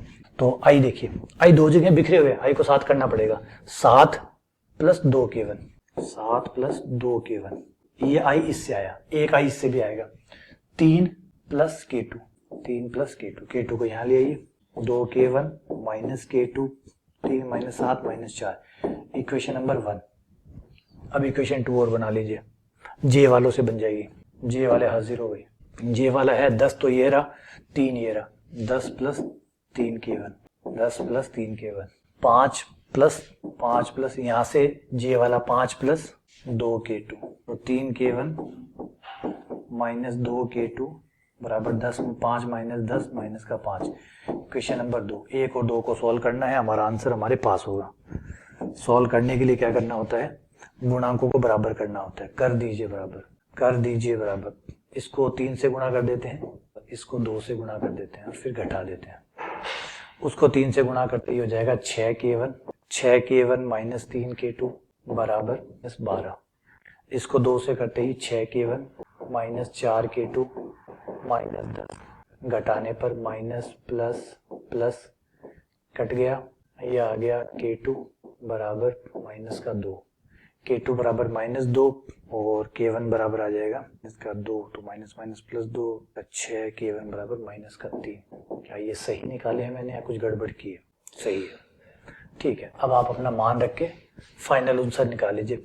k1 का मान रखते हैं तो इसमें रखिएगा, k1 का मान रखिएगा इसमें, यहाँ पे k1 कितना है, माइनस का 3 है, तो माइनस का 3 हो जाएगा 7, 6, 7 में से 6 गया 1, तो आई हो गया 1, तो फिर हो गया 10, ये हुआ k1 माइनस का 3 है, माइनस का 9, 10 में से 9 गया प्लस का j, फिर k पे आएंगे तो 13 और ये 12 हो गया, 13 में से 12 गए, ये i प्लस जे प्लस के, आई प्लस जे प्लस के, ये आपका आंसर हो गया। क्लियर है? तो कोई दिक्कत ही नहीं थी, 2 लाइनें थी। और ये आपने पहले जो 3D है उसमें पढ़ा था कि 2 लाइनें अगर प्रतिच्छेद करती है तो आप क्या करते हैं, दोनों लाइनों को आपस में बराबर कर देते हैं, बराबर करके आप मान निकाल लेते हैं। यही हमने किया। आगे आते हैं। ये क्वेश्चन जो है भाई ये टेढ़ा है, ये सरप्राइजिंग क्वेश्चन है, ये सरप्राइज करने वाला क्वेश्चन जो है ये वाह वाला क्वेश्चन है, वाह वाला क्वेश्चन है भाई। बिल्कुल ए कोई सदिश है, ए की कोई जानकारी नहीं है ना, सब कोई जानकारी नहीं है। बी और सी की जानकारी है, हाँ जी है। बी और सी ऐसे सदिश है जो लंबवत भी है और इकाई सदिश भी, जिनका परिमाण 1 है और लंबवत है। तो यहाँ पे इतने बड़े को निपटाने के लिए एग्जाम्पल बढ़िया रहेगा। बी और सी जो है वो लंबवत है, तो एक को हम एक काम करते हैं, एक को आई कैप ले लेते हैं और एक को जे कैप ले लेते हैं, लंबवत हो जाएंगे दोनों के दोनों और दोनों के दोनों इकाई सदिश हो जाएंगे। तो ये है हमारी ट्रिक। बी बराबर आई मान लिया, सी बराबर जे मान लिया। कई बार आप रख के भी करना चाहिए आपको, ये सबसे अच्छा तरीका होता है ऐसे टाइप के जो लंबे क्वेश्चन है उनको टैकल करने का। बी बराबर आई ले लिया, सी बराबर जे ले लिया। अब बी बराबर आई और सी बराबर जे जब हम इसमें रखेंगे, देखिए जो उसने कहा वो पूरा कर दिया। बी और सी लंबवत लेने, आई और जे लंबवत होते हैं, दोनों इकाई सदिश होते हैं, ये बात सही है। ए के बारे में कुछ नहीं बताया तो ए कुछ नहीं लिया, ए को ए ही रहने दिया, ठीक है। हाँ, इतना जरूर कर सकते हैं कि ए के टुकड़े जरूर ले सकते हैं, जैसे A1 आई कैप, A2 जे कैप और A3 के कैप, ठीक है। चलिए आइए मान रखते हैं B cross C, B cross C, B और सी की क्रॉस गुणा करें तो कितना आएगा, ये रहे आपके बी, ये रहे सी, B cross C, B cross सी बराबर आपका आएगा आई क्रॉस जे, आई क्रॉस जे बराबर होता है के कैप, तो ये आपका आ जाएगा के कैप, तो ये के कैप हो गया। उसका परिमाण निकालेंगे तो परिमाण आएगा 1, क्योंकि आई का गुणांक 0 है, जे का गुणांक 0 है, के का गुणांक 1 है, तो जब परिमाण निकालेंगे तो परिमाण आएगा 1, तो ये मान यहां रख दीजिए। फिर है A dot B cross C, box का मान और पूछे है, बॉक्स है ए बी सी, ए बी सी का मतलब है ए की डॉट गुणा करनी है बी डॉट सी के साथ, बी क्रॉस सी के साथ, बी क्रॉस सी हम निकाल चुके हैं जो कि के है, उसका ए के साथ जब डॉट गुणा करेंगे तो सिर्फ A3 आएगा, तो ये आपको यहाँ मिल जाएगा A3। तो ये भैया ऊपर वाले में आया हमारे पास A3, बी क्रॉस सी कितना आया, जो कि आया के, ये आया के, बी क्रॉस सी का परिमाण कितना आया, वो आया 1, 1 का square 1, plus A dot B, A और बी की डॉट गुणा, ये रहा आपका ए और ये रहा बी, दोनों की डॉट गुणा करने पर आएगा A1, ये आ गया A1, और फिर बी वेक्टर कितना है आई कैप, ये आ गया I cap, plus A dot C, A और सी की डॉट गुणा, ये रहा ए ये रहा सी, दोनों की डॉट गुणा करने पर आएगा A2, तो ये आ गया A2, और उसके साथ में सी वेक्टर लेना है, सी वेक्टर कौन है जे, तब आप यहाँ पे देख सकते हैं कि ये आ रहा है A1 आई कैप प्लस A2 जे कैप प्लस A3 के कैप, जो कि आपका बन गया ए वेक्टर। तो फाइनली आपका क्या आएगा, ए वेक्टर आएगा। ये आपका ऑप्शन नंबर 1, 2, 3 और 4, इसमें से जो आपका ऑप्शन सही है वो हो गया ऑप्शन नंबर 1, ये आपका सही हो गया। क्लियर है, ये ट्रिकी था, ट्रिकी, इस क्वेश्चन में ट्रिकी है। इस क्वेश्चन को अगर आप नॉर्मली तरीके से करेंगे तो पेचीदा हो जाएगा, लंबा हो जाएगा, ये लंबा है सब। अगर करके देखेंगे आप तो सोचते रह जाएंगे कि अगर आप बी और सी को कुछ और मानेंगे या कुछ और तरीके से करेंगे तो ये आपको परेशान करेगा क्वेश्चन। और ट्रिक से किया तो देखिए कुछ ही लाइनों में ये हो गया। तो जब सवाल ट्रिकी है तो उसके लिए आपके पास भी ट्रिक होनी चाहिए। ट्रिकी सवालों को ट्रिक से ही काटा जा सकता है, जैसे जहर को जहर काटता है ना, वैसे ट्रिक को ट्रिक ही काटता है। या तो सवाल को करिए मत, जो ट्रिकी सवाल है उससे हाथ जोड़िए और आगे बढ़िए। या फिर ट्रिक है भैया तेरे पास ट्रिक है ना, ईंट का जवाब पत्थर से, अगर ईंट आ रही है तो उसका जवाब पत्थर से दो, अगर पत्थर नहीं है तो भाग जाओ वहां से, नहीं ईंट आगे लग जाएगी। तो यही हमें यहाँ करना है। हाँ जी, आगे करते हैं, अगले क्वेश्चन पे आते हैं। ये रहा हमारा भाई ए वेक्टर, ये रहा। अब वो देखिए वो हमारा वाला जो पहला क्वेश्चन है, क्वेश्चन नंबर 1 जो हमने किया था, अब आ गया वापस। जो पहले हमारा गलत हुआ था, जो मैंने कहा था 2a वेक्टर आएगा, लेकिन आंसर आया था -2a वेक्टर। उसमें क्या था, आई पीछे क्रॉस गुणा किया था। इस बार देखिए, इस बार एकदम सही है। इस बार बंदे ने एकदम वो वाली गलती जो है वो इस बार नहीं की। इस बार आई क्रॉस ए क्रॉस आई है, इस बार 2a वेक्टर आएगा। ये बराबर आएगा 2a वेक्टर। ये सिग्मा का मतलब क्या है, सिग्मा का मतलब है इसी चीज को फिर जे के लिए लिखना है, फिर के लिए लिखना है और तीनों को जोड़ना है। तो I cross A cross I plus J cross A cross J plus K cross A cross K, तीनों को जोड़ना है। वो जो आएगा वो बी वेक्टर कहलाएगा। तो बी वेक्टर बराबर हो 2a वेक्टर। तो बी वेक्टर बराबर हुआ आपका 2a वेक्टर। देखिए पुराने रिजल्ट ऐसे काम आ जाते हैं। अब बी का परिमाण जो होगा वो हो जाएगा 2 इंटू 2 बाहर आ जाएगा ए का परिमाण। ए का परिमाण निकाल लीजिए। ए का परिमाण है हमारा, ए का परिमाण होगा, ये हो गया 9, 10, 4, 14 अंडर रूट, तो ये आ गया 2 अंडर रूट 14। ये लीजिए आपका आंसर तैयार है, 2 अंडर रूट 14 हो गया। कितना छोटा, कब, जब आपकी प्रैक्टिस पहले की हुई है। तो अगला क्वेश्चन ये रहा आपका अगला क्वेश्चन। इस क्वेश्चन में कहा गया कि भाई ए वेक्टर ये है, बी वेक्टर ये है, सी वेक्टर ये है, आर किसी बिंदु पी एक्स वाई जेड का स्थिति सदिश है। इसका मतलब आर वेक्टर भी आपके पास है। आर वेक्टर है आपका, आर बराबर है एक्स आई कैप वाई जे कैप के कैप, ये आपका आर सदिश है, ये दिया गया है। अब ये कह रहा है आर क्रॉस बी और ए के लंबिक है, जो ए सदिश है उसके ये लंब है, यानी आर डॉट ए 0 है। आर डॉट ए बराबर 0 है, क्योंकि आर जो है वो ए के लंबवत है। यहां तक हमारे पास ये आ चुका है। और आगे दिया है कि R cross B, R cross B बराबर है बी क्रॉस सी। इसका भी फायदा हमें उठाना पड़ेगा। आर क्रॉस बी बराबर है बी क्रॉस सी, इसका फायदा हमें लेना होगा। अब कैसे लेते हैं ये चर्चा का विषय है। तो देखिए इसी शर्त का हम थोड़ा इस्तेमाल करते हैं। इसमें b क्रॉस सी को हम इधर ले आते हैं। आ जाओ भाई, b क्रॉस सी इधर आ जाओ, माइनस का हो जाएगा बराबर आपका उधर रह जाएगा 0 वेक्टर, क्योंकि सारे इधर आ गए।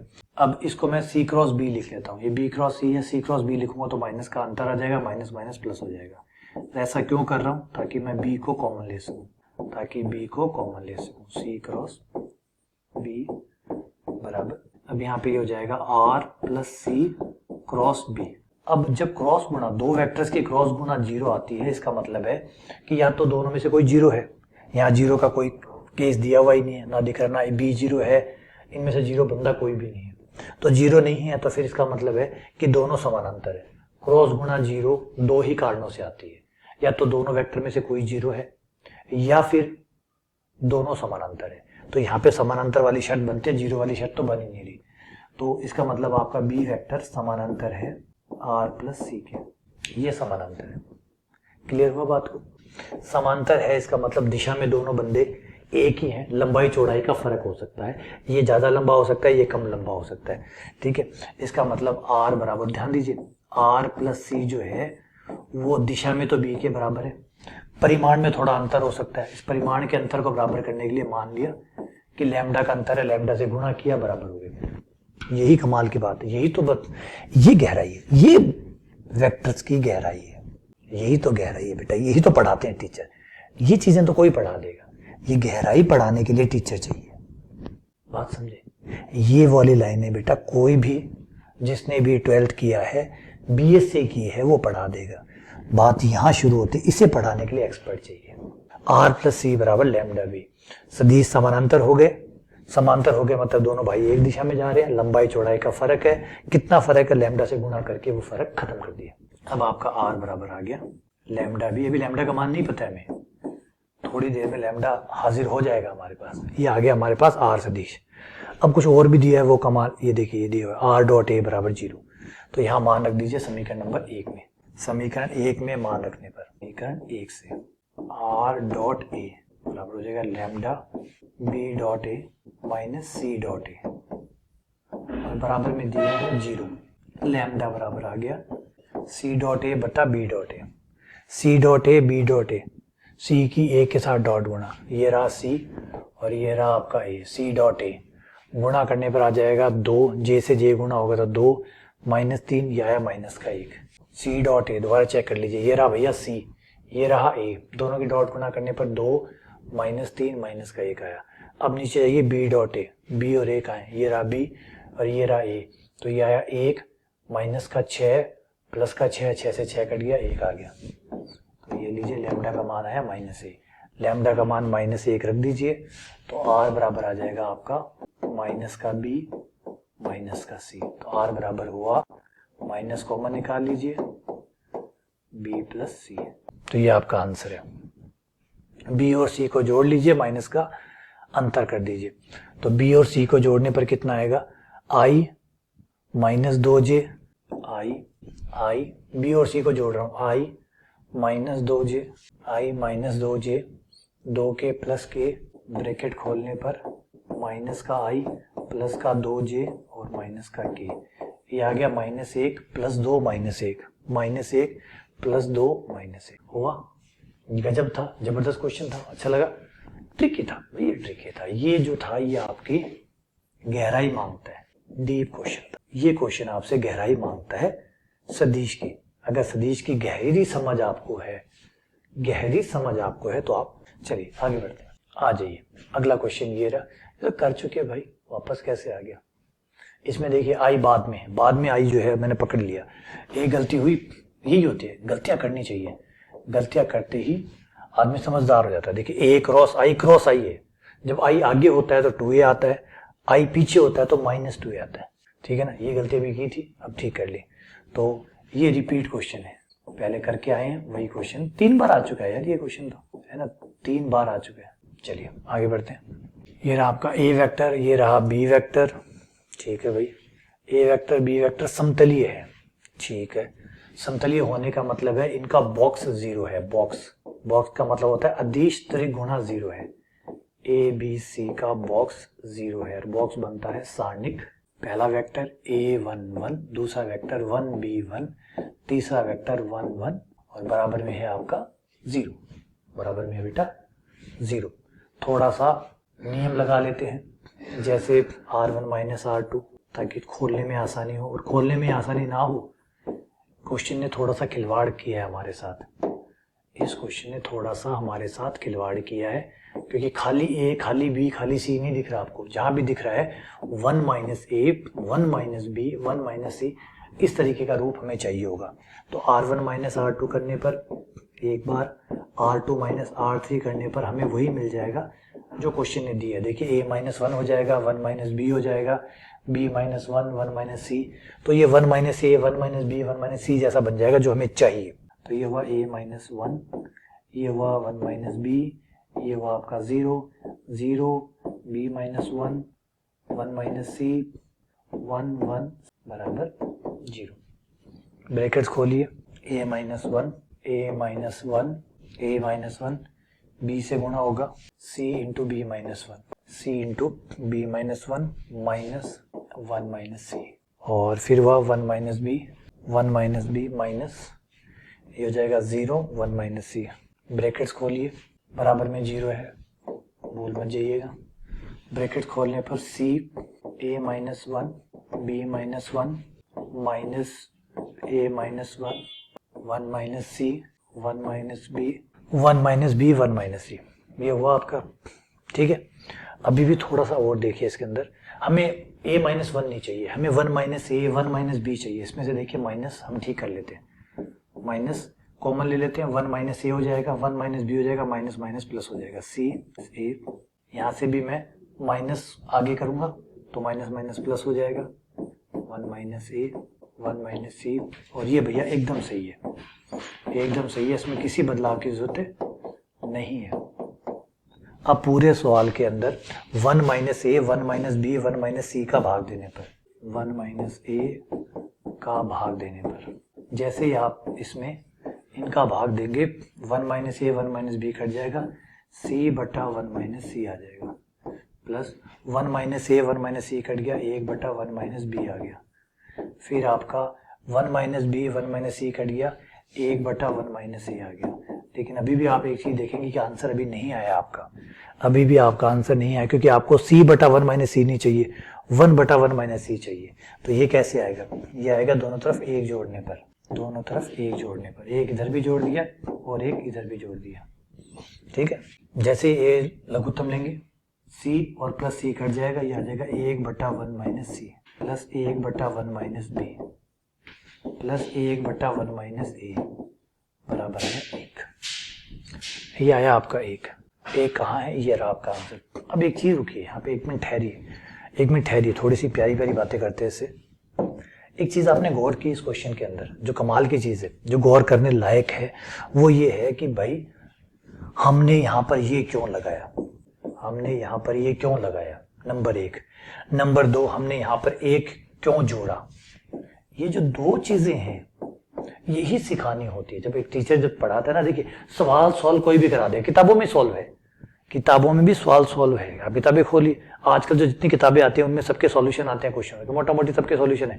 पुरानी किताबों की बात नहीं कर रहा, नई किताबों में सबके सॉल्यूशन आते हैं, किताबें छपती है साथ में सॉल्यूशन छप जाते हैं। ठीक है, तो सॉल्यूशन का तो जोड़ है ही नहीं। बात तो ये होती है कि सिखाना होता है, हथौड़ी मारनी नहीं सिखानी, है सिखानी है कि हथौड़ी कहाँ मारनी है, ये सिखाना होता है टीचर का काम। टीचर सिखा रहा है हथौड़ी मारना, अरे ये मत सिखाओ हथौड़ी मारना, वो तो नेचुरल है, कोई भी हथौड़ी मार देगा। क्वेश्चन तो है हथौड़ी कहाँ मारनी है। ठीक है ना। अब यहाँ पे ये क्यों किया, ये सिखाइए। अरे ये क्यों किया, ये सिखाइए। और ये जो करना है, इसके संकेत कब मिलते हैं, कब करना होता है, कब ये करना होता है, कब ये नहीं करना होता है, ये सिखाइए। हथौड़ी कहाँ नहीं मारनी है, कहाँ मारनी है, ये बच्चे को सिखाइए। टीचर का काम ये होता है। टीचर का काम हथौड़ी मारना नहीं सिखाना होता, कहाँ मारना होता है, कहाँ नहीं मारना होता है, इसका भेद सिखाना होता है। कब तो ये करना होता है, कभी तो हम सीधा विस्तार कर देते, कई बार ये करते हैं, तो कब सीधा करना होता है, कब नहीं करना होता, और कब क्या करना होता है, ये छोटी छोटी बातें जो होती है ये सिखानी पड़ती है। ठीक है ना। तो टीचर का रोल जो होता है बेटा, सिर्फ आजकल हम क्या मानते हैं कि टीचर वो है जो सवालों को सॉल्व करा देता है। नहीं, क्या वो टीचर है? किताबों में सॉल्व हुआ है तो किताबों में टीचर मानिए, बात खत्म। सॉल्यूशन तो किताबों में पढ़े, तो फिर टीचर क्या सिखा रहा है? सॉल्यूशन करना हो तो किताबों में पढ़े। मेन बात है ये बारीकियां सिखाना, ये समझाना कि कब क्या करना है, टीचर जो है वो आपको सोचना सिखाता है, सोचना। मेरी बात समझिए, टीचर आपको सोचना सिखाता है। क्या सोचना है ये आपकी मर्जी है, क्या सोचना है ये पूर्णतः आपकी मर्जी है। हमारा काम है, हम गलत काम कर रहे हैं। हम तो कह रहे हैं कि भैया ये सोचो, देखो ये ट्यूबलाइट है इसको सोचो, ये बटन है इसको सोचो, ये टीवी है इसको सोचो, ये पेन को सोचो। सोचो, हम क्यों सोचवा रहे हैं यार? हम तो सोचना सिखाएं, हम तो आपको सिर्फ सोचना सिखाएं। क्या सोचना है ये आपकी मर्जी है, और यही क्रिएटिविटी है, यही सबसे इंपॉर्टेंट बात है। टीचर की यही लेगेसी होती है, यही विरासत होती है जो अपने स्टूडेंट को देके जाए, तभी वो जीनियस निकलते हैं। अगर हमने ये क्या सोचना है ये सिखाया तो बच्चा अपंग हो जाएगा, क्योंकि जो आपने सिखाया बस वही सोचेगा, उसके अलावा वो बाहर कुछ नहीं सोच पाएगा।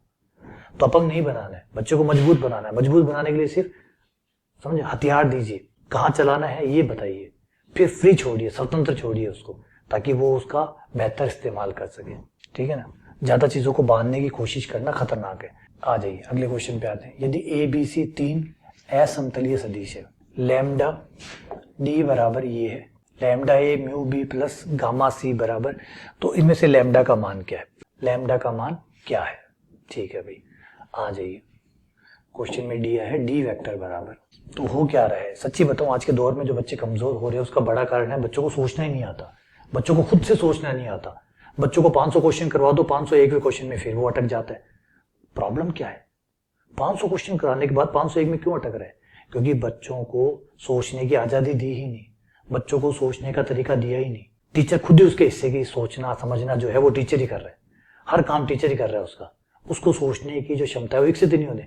अगर आप उड़ने नहीं दोगे तो आसमान कैसे छुएगा, और उड़ेगा तो गिरेगा भी।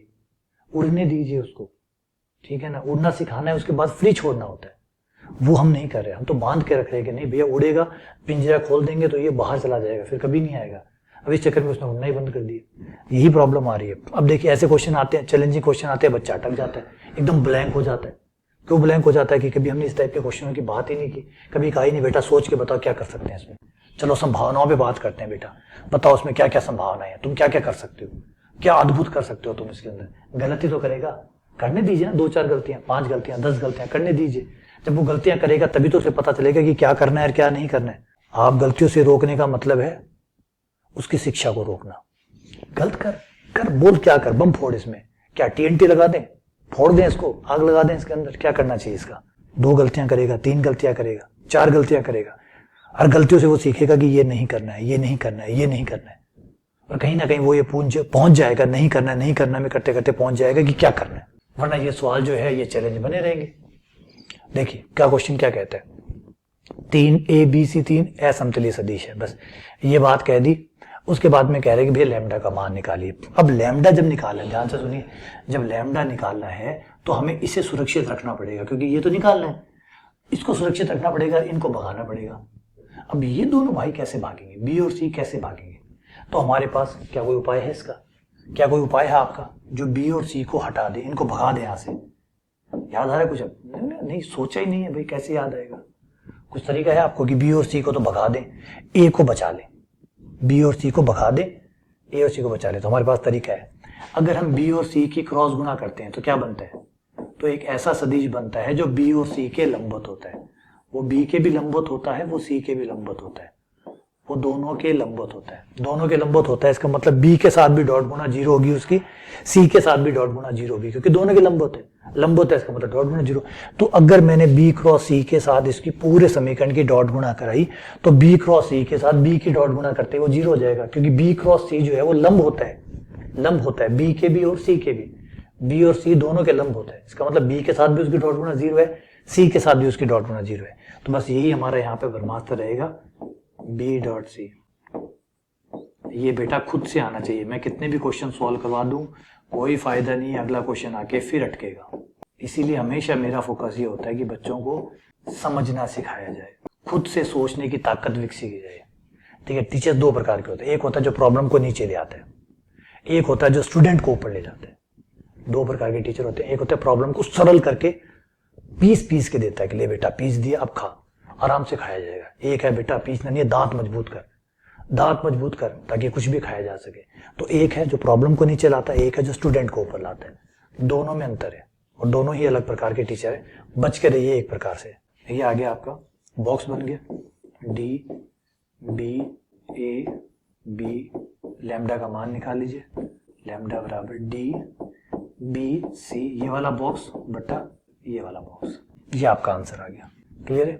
डी बी सी को घुमा भी सकते हैं आप, रोटेट भी कर सकते हैं, तो ये बी सी डी भी है, अगर आप इसको रोटेट करें घुमाएं तो बॉक्स में हमें घुमाने की छूट होती है, आप इसको घुमा सकते हैं, तो घुमाएंगे तो ये हो जाएगा बी सी डी, तो ये हो गया बी सी डी और ये हो गया बी सी, तो इसको भी घुमा सकते हैं आप, बी सी, तो ये रहा हमारा B C D B C, ठीक है। आप दो को अदला बदली नहीं कर सकते, पूरे चक्कर को घुमा सकते हैं, रोटेट कर सकते हैं, पूरा रोटेट करने की छूट आपको है, लेकिन आप दो को अदला बदली हाँ ये नहीं कर सकते बॉक्स के अंदर, ये करते ही माइनस का चिन्ह आ जाएगा, अगर दो को बदला तो माइनस आ जाएगा, लेकिन पूरों को घुमाया तो कोई फर्क नहीं पड़ेगा, ठीक है। तो ये हमारा आंसर आ गया। चलिए अगले क्वेश्चन पे आते हैं, क्वेश्चन नंबर 19। तो यहां जो कहता है उसे थोड़ा ध्यान से समझिएगा, क्योंकि जो क्वेश्चन है वो थोड़ा कॉम्प्लिकेटेड है, परेशान करने वाला है भाई, ये क्वेश्चन खेल खेलेगा आपके साथ।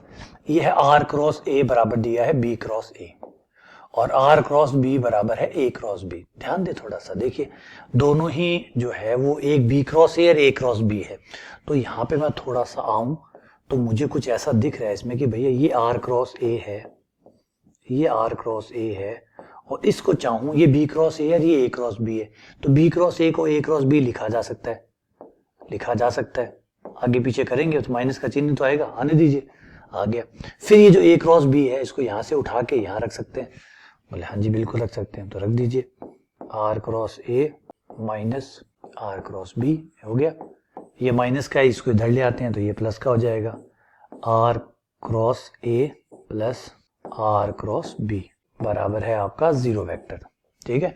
अब आपका आर क्रॉस वेक्टर जो है वो कॉमन आ जाएगा, मतलब आप बाहर लिख लेंगे और अंदर रहेगा ए प्लस बी, और ये बात तो अभी हम थोड़ी देर पहले कर चुके हैं, थोड़ी देर पहले ही कर चुके हैं, थोड़ी देर पहले ही ये बात हम कर चुके हैं। क्या कर चुके हैं कि भाई अगर दो वेक्टर्स का क्रॉस गुणा 0 आ रहा है, दो वेक्टर्स का क्रॉस गुणा 0 आ रहा है, तो उसका एक कारण तो ये है कि दोनों में से कोई 0 है, दोनों में से कोई 0 है, तो भाई देखिए आर तो 0 नहीं हो सकता, क्योंकि अगर आर 0 होता है तो 0 क्रॉस ए ये 0 आ जाएगा, बी क्रॉस ए 0 आ जाएगा, है ना, तो ये तो नहीं है, तो आर 0 होते तो ये तो सारे 0 0 हो जाएंगे, ये नहीं बैठेगा।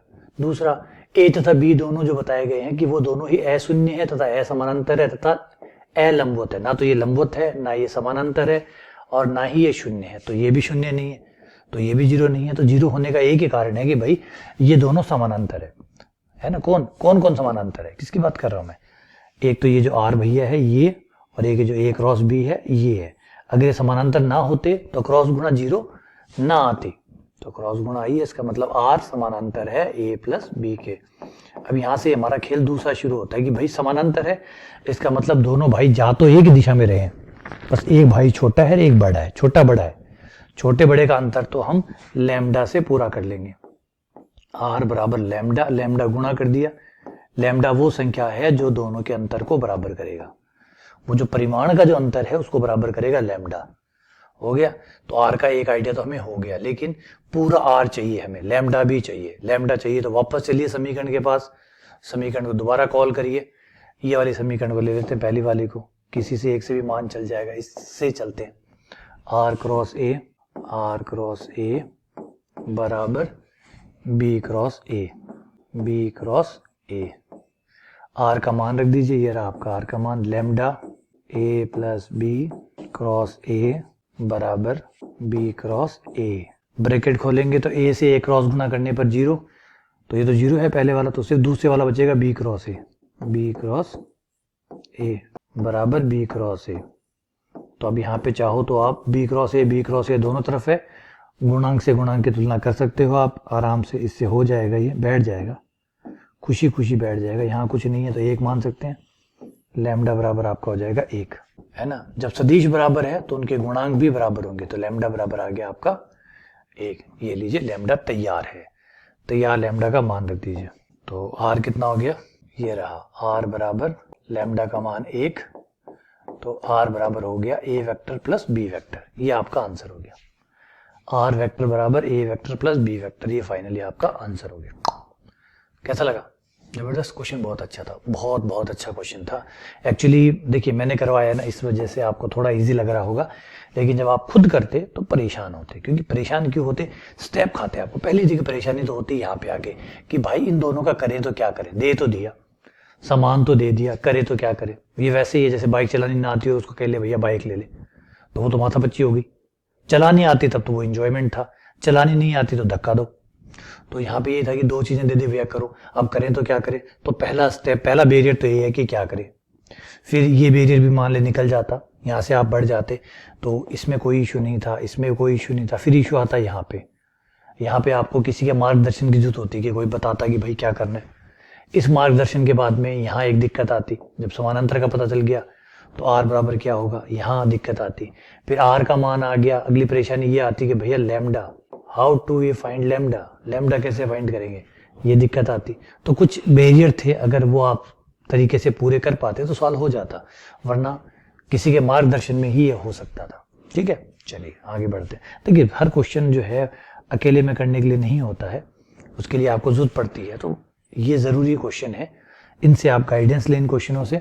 आइए देखिए कुछ सिंपल क्वेश्चन भी। अब ये देखिए ये क्वेश्चन कमाल का क्वेश्चन है, बहुत जबरदस्त क्वेश्चन आरपीएससी ने बनाया, कई बार बम फोड़ता है आरपीएससी। ए क्रॉस बी बराबर है ए और बी की क्रॉस गुणा सी के बराबर है, बी और सी की क्रॉस गुणा ए के बराबर है, सी क्रॉस ए बराबर है बी। अब यहाँ पर एक बार इसको भूल जाइए, एक बार क्वेश्चन को सुनिए। ये कह रहे हैं क्रॉस गुणा का मतलब समझते हैं आप, क्रॉस गुणा का मतलब होता है एक ऐसा सदिश बनेगा जो ए और बी के लंबवत होगा। मतलब भाई ये आपका ए है, ये भाई आपका बी है, तो जो आपका क्रॉस गुणा से जो बनेगा ना वो ये होगा मेरी मुंडी जैसा ऊपर एकदम, ये होता है क्रॉस गुणा। समझ रहे, मेरा हाथ एक वेक्टर ये है। अगर आपको नहीं दिख रहा है तो थोड़ा सा मैं इधर आके आपको दिखा देता हूँ। देखिए ये लीजिए, ये रहे हमारा ए वेक्टर, ये रहा भैया हमारा बी वेक्टर, दिख रहा है, ये रहा बी वेक्टर, ये ए वेक्टर बी वेक्टर है। तो हमारा जो क्रॉस गुणा से जो वेक्टर बनेगा वो ऊपर ये रहा। जैसे हमारी सांस आती है ना, ये जो सांस हमारी चलती है ये है क्रॉस गुणा, ये है क्रॉस गुणा। तो क्रॉस गुणा से हमेशा आपका लंबवत। अब सी वेक्टर जो है वो ए और, ध्यान से सुनिए इस बात को, यहीं पकड़े, सी वेक्टर ए और बी के लंबवत है, सी वेक्टर ए तथा बी के लंबवत है, ए वेक्टर बी तथा सी के लंबवत है, सी ए तथा बी के लंबवत है। इसका मतलब भाई सब एक दूसरे के लंबवत है, सब एक दूसरे के लंबवत है। पढ़िए दोबारा से क्या कह रहा है, इसको पढ़िए, इससे पढ़िए क्या कह रहा है। ये कह रहा है ए बी के लंबवत, ए और बी के सी लंबवत है, ए तथा बी के तो सी लंब है, बी और सी के ए लंब है, सी और ए के बी लंब है। तो भाई यहां तो हर कोई एक दूसरे के लंब ही है ना। नहीं समझे, लिख के समझा देता हूं।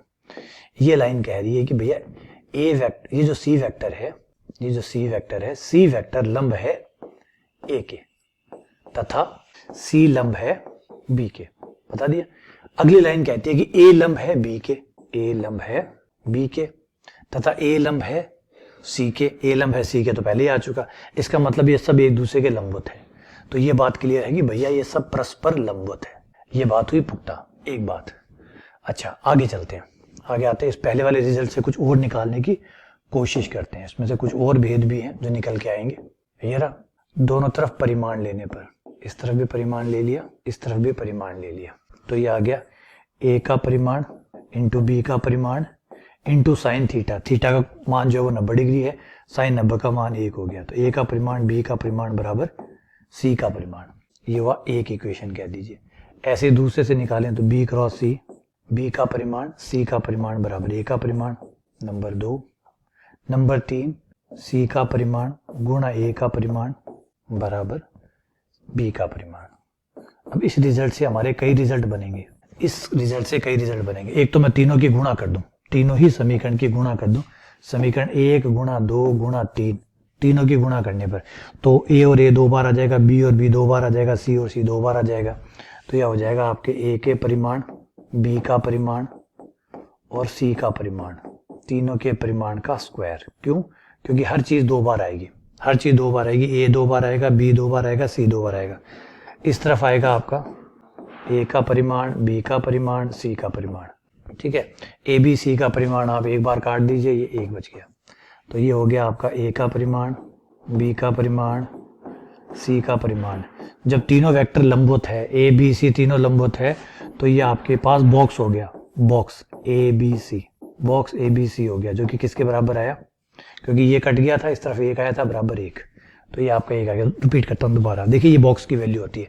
अगर आपके तीनों सदिश एक दूसरे के लंबवत है, ए बी सी तीनों अगर लंबवत है, तो ध्यान से देखिए, अगर ए बी और सी तीनों एक दूसरे के लंबवत होते हैं तो ए डॉट बी क्रॉस सी बराबर होता है आपका ए का परिमाण इंटू बी का परिमाण इंटू सी का परिमाण, क्योंकि कोण वाला झंझट खत्म। कोण वाला क्यों झंझट खत्म? कोण 90 डिग्री है, इस वजह से झंझट खत्म। तो ए डॉट बी क्रॉस सी बराबर होता है ए का परिमाण, बी का परिमाण, सी का परिमाण, जिसे हम बॉक्स भी कहते हैं, ए बी सी, इसे बॉक्स भी कहते हैं। तो ये जो बॉक्स की वैल्यू है वो कितनी आई? 1 आई। तो भैया एक आंसर ये भी है कि बॉक्स की वैल्यू 1 है। अब आप कहेंगे -1, तो बिल्कुल। अच्छा, आप कहेंगे सर ये कैसे हुआ? ये देखिए यहाँ तो आपका +1 आया है।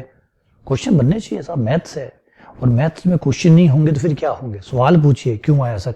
सर आपके तो +1 आ रहा है और आप -1 पे भी राइट लगा रहे हो, ऐसे कैसे हो गया? आप +1 रहा है, फिर -1 का कैसे पता चला? बेटा जब आप बॉक्स बनाते हो, बॉक्स बनाने, देखिए +1 इसलिए आया क्योंकि ये सब मान है, देखिए ये सारे मान है, परिमाण है, परिमाण सदैव धनात्मक होता है, तो ये सब चीजें प्लस की है। यहाँ पे जो भी है भाई ये सब प्लस का है। ये भैया प्लस का क्योंकि परिमाण है, बी भैया प्लस का, सी भैया प्लस का, तो आंसर किसका आएगा? प्लस का आएगा। इस हिसाब से ये सही है। लेकिन क्या होता है, ये है सारणिक, ये है सारणिक। अब आपने क्या हुआ, परिमाण नहीं लिया, सारणिक लिया। सारणिक में आगे पीछे होते ही माइनस का अंतर आ जाता है। इसने भी ये नहीं कहा, अगर ये बोलता, अगर यहाँ पे ये लिखा हुआ था ए का परिमाण इंटू बी का परिमाण इंटू सी का परिमाण, अगर ये लिखा हुआ होता तो आंसर होता +1। लेकिन जब इन्हें सारणिक में लिखते हैं तो वो +1 भी आ सकता है और -1 भी आ सकता है, आगे पीछे की वजह से।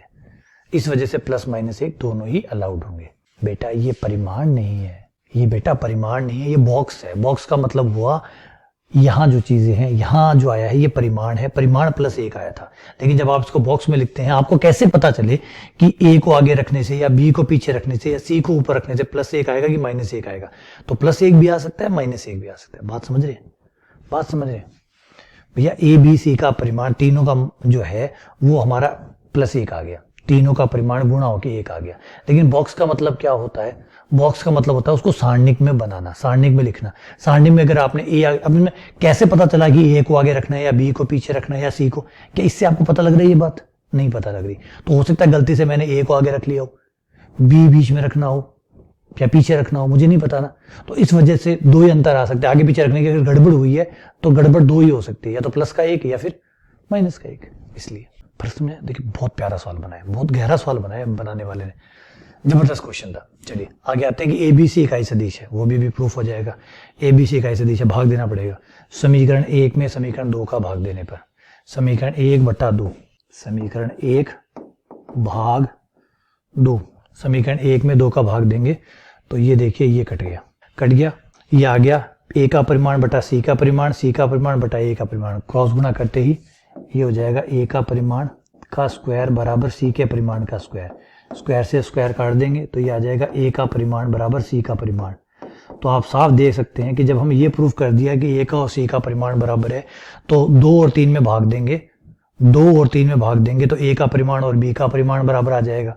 इसी प्रकार ये तय हो गया कि इन तीनों का परिमाण बराबर है, ए का परिमाण बराबर बी का परिमाण बराबर सी का परिमाण, ये तीनों बराबर है। तो ये तीनों मान ले जाकर आप यहाँ रख दीजिए, क्योंकि तीनों के परिमाण की गुणा 1 है, तो गुणा 1 है तो ये हो जाएगा ए का परिमाण गुणा ए का परिमाण, क्योंकि बी के परिमाण की जगह ए का परिमाण लिखा जा सकता है। तो ए का परिमाण गुणा ए का परिमाण गुणा ए का परिमाण बराबर 1, तो ये हो गया आपके परिमाण ए के परिमाण की क्यूब, जो कि बराबर 1 है। ठीक है, तो ए का परिमाण कितना हुआ? 1 आया। जितना ए का परिमाण है उतना ही बी का परिमाण है, वापस रख दीजिए, उतना ही सी का परिमाण है, यानी तीनों के तीनों इकाई सदिश है। तो ये बात भी सत्य पाएगी। ओ भाई महाराज, जबरदस्त क्वेश्चन भाई, जबरदस्त प्यारा क्वेश्चन। ऐसे क्वेश्चनों की हमें बहुत जरूरत है, ऐसे क्वेश्चनों की बहुत जरूरत है। सारे कंसेप्ट क्लियर कर देते हैं भाई। मैं हमेशा कहता हूँ, मेरे बच्चों को हमेशा कहता हूँ, बेटा 500 सवाल मत निकालो, 5 अच्छे सवाल निकालो, क्योंकि 500 सवाल में आप क्या करते हैं, रिपीट करते रहते हैं, दोबारा वैसे ही क्वेश्चन बार बार निकालते रहते हैं, इजी क्वेश्चन ज्यादा उठाते हैं। इससे बेहतर है 5 बढ़िया क्वेश्चन उठाइए, आपका दिन पूरा हो गया, आपकी पढ़ाई का दिन कंप्लीट हो गया। पूरे दिन भर में अगर देख, वैसे आप 500 कर लीजिए, वो काउंट नहीं होंगे, क्योंकि हो सकता है मिक्स टाइप के क्वेश्चन हो, आपने ज्यादातर क्वेश्चन सरल निकाले हो, इजी क्वेश्चन ज्यादा रिपीट किए हो। 5 ऐसे क्वेश्चन निकालिए जिनमें कंसेप्ट छुपा हो, जिसके अंदर गहराई हो, जिसके अंदर डिप हो। अगर वो क्वेश्चन आपने निकाल लिए ना, तो पूरे दिन में 5 क्वेश्चन ही पर्याप्त है, वरना 500 भी कम है। ठीक है, चलिए आगे बढ़ते हैं। अगला क्वेश्चन, ये रहा क्वेश्चन। ये क्वेश्चन जो है आपको आरबीएससी की बुक्स में मिल जाएगा। बहुत अच्छा क्वेश्चन है, बहुत अच्छा क्वेश्चन। पहली प्रश्नावली सदिश यांत्रिकी बुक की पहली प्रश्नावली में जाइए, पहली प्रश्नावली में शायद तीसरा या चौथा क्वेश्चन यही है। तो बहुत बढ़िया क्वेश्चन है, बहुत अच्छा क्वेश्चन है। देखिए मजा आएगा आपको करके। ये क्या कह रहा है क्वेश्चन कह रहा है कि भैया ए तथा बी दोनों ही एकक सदिश है। एकक सदिश का मतलब है वो सदिश जिनका परिमाण एक हो। तो ए का परिमाण भी एक है, बी का परिमाण भी एक है। ए का परिमाण, बी का परिमाण, दोनों का परिमाण एक है। ए बी का परिमाण बराबर एक, दोनों का परिमाण एक है। बढ़िया, खुशखबरी है ये। दोनों सदिशों के मध्य का कोण थीटा है। चलो भाई, ये भी बढ़िया बात है, अच्छी बात है। तो बताइए कि इनमें से कौन सा कथन सत्य है। यहाँ पे सब में आपको एक चीज दिख रही होगी, ए माइनस बी, ए माइनस बी, ए माइनस बी, ए माइनस बी। अभी इतना ए माइनस बी चल रहा है तो हम भी ए माइनस बी से स्टार्ट करते हैं, है ना। जब चारों ही ऑप्शन ए माइनस बी के हैं तो हम ए प्लस बी से क्यों स्टार्ट करें। अब इसने कैप लगाया, मैंने कैप नहीं लगाया, ठीक है ना। कैप लगाने की जरूरत ही क्या है, जब लिख ही दिया कि ए का परिमाण बी का परिमाण बराबर एक है तो जरूर टोपी उठाने के बाद ही एक होगा, है ना। टोपी नहीं उड़ानी चाहिए, टोपी उठा के ही थोड़ी एक आएगा। जब लिख दिया ये बात तो ए का परिमाण बी का परिमाण बराबर एक है, तो लिखने से ज्यादा बड़ी चीज क्या हो सकती है, कुछ नहीं ना। तो यही बड़ी चीज है। आइए ए माइनस बी का स्क्वायर करता हूं मैं, परिमाण का स्क्वायर। तो परिमाण का स्क्वायर इसे खोलेंगे तो ये होगा ए के परिमाण का स्क्वायर प्लस बी के परिमाण का स्क्वायर माइनस 2 ए का परिमाण इंटू बी का परिमाण इंटू कॉस थीटा। ये फॉर्मूला पता है ना आपको, है ना, याद रखिएगा ये फॉर्मूला, मान रख दीजिए। ए माइनस बी का तो हमें नहीं पता भाई, ये तो है ही नहीं। जो हमारे पास है वो है ए का परिमाण हमारे पास है। कितना है ए का परिमाण, एक। बी का परिमाण कितना, एक। तो ये एक हो गया, ये एक हो गया, 2, ये भी इंटू एक इंटू कॉस थीटा। 2 आपका कॉमन आ जाएगा, 2 कॉमन, ये हो गया 1 minus cos theta. 1 minus cos theta आपका हो जाएगा 2 इंटू 2, अर्धक का सूत्र लग जाएगा। 1 माइनस कॉस थीटा बराबर 2 साइन स्क्वायर थीटा बाई 2। तो ए माइनस बी का स्क्वायर बराबर हो जाएगा 2 आपका बाहर, 2 साइन थीटा बाई 2 का होल स्क्वायर। दोनों साइड से स्क्वायर काट दीजिए, ये बराबर हो जाएगा आपका ए सदिश माइनस बी सदिश बराबर 2 sine theta by 2, 2 sine theta by. ये आपका आंसर हो गया। कॉस थीटा बाई 2 नहीं होगा भाई, कोट नहीं है, टेन भी नहीं है, कौन है, साइन है। ये लीजिए आपका आंसर। छोटे छोटे देखिए, मैं आपको खुद करके दिखा रहा हूँ, छोटे छोटे 3-3, 4-4 लाइन के क्वेश्चन है। ये 3-3, 4-4 लाइन पूरा। कभी मुझे आपने अभी तक जितने मैंने क्वेश्चन के सॉल्यूशन करे, कभी आपको दिखा मैंने बोर्ड को ऊपर किया, कभी दिखा मैंने बोर्ड को ऊपर किया, नहीं किया। मैंने सिर्फ बोर्ड के ऊपर ही सॉल्यूशन किया, ठीक है। चलिए आगे बढ़ते हैं अगले क्वेश्चन पे। किन्हीं दो सदिशों ए तथा बी के लिए ए क्रॉस बी का स्क्वायर का मान ज्ञात कीजिए। बिल्कुल, इस क्वेश्चन में खास बात यह है कि ये आपको ये समझाना चाहता है कि भाई होता क्या है। हमेशा याद रखिएगा एक सुंदर बात, कि जब भी आप किसी ए वेक्टर का स्क्वायर लिखते हो तो उसका मतलब ये होता है कि आप ये कह रहे हो कि ए डॉट ए, आप बोल रहे हो ए डॉट ए। इस बात का बहुत अच्छे से ध्यान आपको रखना है। रिपीट कर देता हूं, जब भी आप ये कहते हो कि ए स्क्वायर तो उसका मतलब होता है ए डॉट ए। एक हमारी ये सब चीजें होने के बाद दूसरा जो इंपॉर्टेंट रिजल्ट है वो ये है कि जब भी आप ए का स्क्वायर लिखते हो इसका सीधा मतलब ये भी होता है कि आप कह रहे हो कि ए के परिमाण का स्क्वायर, ए के परिमाण का स्क्वायर। ये तीनों बातें कहने में अलग अलग दिख सकती है लेकिन होती एक ही है। चाहे आप ए वेक्टर का स्क्वायर लिखिए, चाहे आप ए डॉट ए लिखिए, चाहे ए के परिमाण का स्क्वायर लिखिए, तीनों बातें एक ही है। तो इस हिसाब से अगर ए क्रॉस बी लिखा हुआ है और उसका स्क्वायर लिखा हुआ है, ए क्रॉस बी का स्क्वायर लिखा हुआ है, तो इसका मतलब हुआ कि ये कहना चाहता है कि ए वेक्टर और बी वेक्टर की क्रॉस गुणा के परिमाण का स्क्वायर। क्योंकि जो मैंने बात बताई वो एक ही बात है, क्योंकि जैसे आप स्क्वायर करते हो, स्क्वायर करने का मतलब डॉट गुणा हो गया, डॉट गुणा होने का मतलब अदिश बन गया। चाहे परिमाण निकाल के स्क्वायर कीजिए, चाहे डॉट से डॉट कर लीजिए, तो भी वो एक ही बात है। दिखने में अलग अलग है, बात एक ही है। तो ए क्रॉस बी का स्क्वायर यानी ए क्रॉस बी के परिमाण का स्क्वायर। और परिमाण को हमें खोलना आता है। परिमाण क्या होता है, ए का परिमाण इंटू बी का परिमाण इंटू साइन थीटा का स्क्वायर। तो ये आपका हो गया ए का परिमाण का स्क्वायर, बी के परिमाण का स्क्वायर, और ये हो गया sine square theta. Sine square theta को लिख लीजिए 1 minus cos square theta, 1 minus cos square theta. तो ये ब्रैकेट खोलने पर ये हो गया ए के परिमाण का स्क्वायर, बी के परिमाण का स्क्वायर, और यहाँ आपका आ जाएगा ए का परिमाण प्लस बी का परिमाण कॉस थीटा, और स्क्वायर एक साथ मैंने बाहर लिख दिया। क्यों लिख दिया, ताकि ए डॉट बी बन जाए। ये आपका ए डॉट बी बन गया। तो ए के परिमाण का स्क्वायर, बी के परिमाण का स्क्वायर, और ये हो गया आपका a डॉट बी का स्क्वायर। अच्छा, परिमाण लिखे, परिमाण लिखने की जरूरत नहीं है वैसे तो, हटा देता हूँ मैं इसको, परिमाण लिखने की जरूरत नहीं है आपको, क्योंकि डॉट गुणा में डॉट गुणा होते ही अपने आप अदिश बन जाता है, बताने की जरूरत ही नहीं है। ये आपका आंसर हो गया, ये रहा आपका आंसर। ठीक है, सिंपल सा क्वेश्चन था एक। और वैसे ये जो है इसे लांगराज सर्वसमीका भी कहते हैं, लांगराज सर्वसमीका, लांगराज सर्वसमीका कहते हैं। अगर किसी को डायरेक्ट याद है तो अच्छी बात है, अगर किसी को डायरेक्ट याद है तो लांगराज सर्वसमीका कहती है कि a क्रॉस b दो वेक्टर है, उनकी क्रॉस गुणा करके उनका स्क्वायर किया जाए, या डॉट गुणा करके उनका स्क्वायर किया जाए और फिर दोनों को जोड़ा जाए, तो यह बराबर होता है a के परिमाण का स्क्वायर और इंटू b के परिमाण का स्क्वायर। ये जो है ये आपको आरबीसी की बुक के अंदर पहले पे ही मिल जाएगी। ये है लांगराज सर्वसमीका जो कमाल की है। इसको इसी रिजल्ट से अब आप देख सकते हैं a क्रॉस b का स्क्वायर क्या होगा, ये उधर चला जाएगा, ये आंसर आ गया। सीधा याद है तो सीधा लगा दीजिए, वरना डेरिवेशन कर लीजिए छोटा सा। अगला क्वेश्चन, अगला है हमारा ये सारे के सारे क्वेश्चन पता नहीं क्यों आरबीएससी से उठा के डाल रहे हैं, सब आरबीएससी के क्वेश्चन है। ये भी जो मैंने पिछले 3 क्वेश्चन कराए हैं, तीनों के तीनों आरबीएससी में से उठा के आए। आरबीएससी की जो यहाँ सदिश यांत्रिकी वाली बुक है उसका पहले ही एक्सरसाइज में ये सारे क्वेश्चन आपको मिल जाएंगे। तो a क्रॉस b का परिमाण बराबर है a माइनस b का परिमाण, तो ये दिया है, वही से स्टार्ट किया, a प्लस b, दोनों साइड वर्क कर दीजिए, दोनों साइड वर्क कर दीजिए। वर्क को कैसे खोलते हैं वो खोलिए, खोलता इस तरीके से, a के परिमाण का स्क्वायर प्लस b के परिमाण का square plus 2a dot b, या 2a का परिमाण b का परिमाण इंटू कॉस थीटा। ठीक है, अभी फॉर्मूला लिखवाया था वही है। a माइनस बी वाला भी ऐसे ही खुलेगा, बस माइनस का चिन्ह आएगा, a के परिमाण का स्क्वायर प्लस b के परिमाण का स्क्वायर माइनस 2a का परिमाण b का परिमाण कॉस थीटा। ये इस तरफ लाके जुड़ गए, 4 कॉस थीटा बराबर 0। a तथा b जो है वो शून्य सदिश नहीं होने चाहिए, क्वेश्चन अधूरा है, क्वेश्चन अधूरा है। बताना चाहिए था कि शून्य नहीं, इसे ये कहना चाहिए था कि अशून्य सदिश है। क्वेश्चन को चैलेंज किया जा सकता है, क्वेश्चन को चैलेंज किया जा सकता है। a और b अगर अशून्य सदिश हुए तो हम ये हटा सकते हैं, कॉस थीटा बराबर आ जाएगा 0, और कॉस थीटा बराबर 0 है तो थीटा बराबर आ जाएगा π/2, ये हो गया 90 डिग्री। ये हमारा आंसर हुआ π/। ठीक है, चलिए आगे बढ़ते हैं, अगले क्वेश्चन पे आते हैं। ये रहा आपका क्वेश्चन का त्रिभुज ABC, ये है त्रिभुज ABC के तीनों शीर्ष, उनके स्थिति सदिश है, त्रिभुज का क्षेत्रफल ज्ञात करिए। अभी निकाल देते हैं। ये आपका त्रिभुज, ये त्रिभुज का पहला शीर्ष A, इसका स्थिति सदिश है स्मॉल a। ये है आपका B शीर्ष, इसका सदिश है स्मॉल b सदिश। ये है आपका C शीर्ष, इसका सदिश है C। त्रिभुज का क्षेत्रफल कितना होता है? क्षेत्रफल का सूत्र क्या होता है त्रिभुज का? त्रिभुज के क्षेत्रफल का फॉर्मूला क्या होता है? एनसीईआरटी खोलिए, एनसीईआरटी के अंदर आपकी जो एक्सरसाइज है 10.4 में आपको समांतर चतुर्भुज का क्षेत्रफल और त्रिभुज का क्षेत्रफल दोनों दिए हुए है ना। तो ये है 1/2 परिमाण।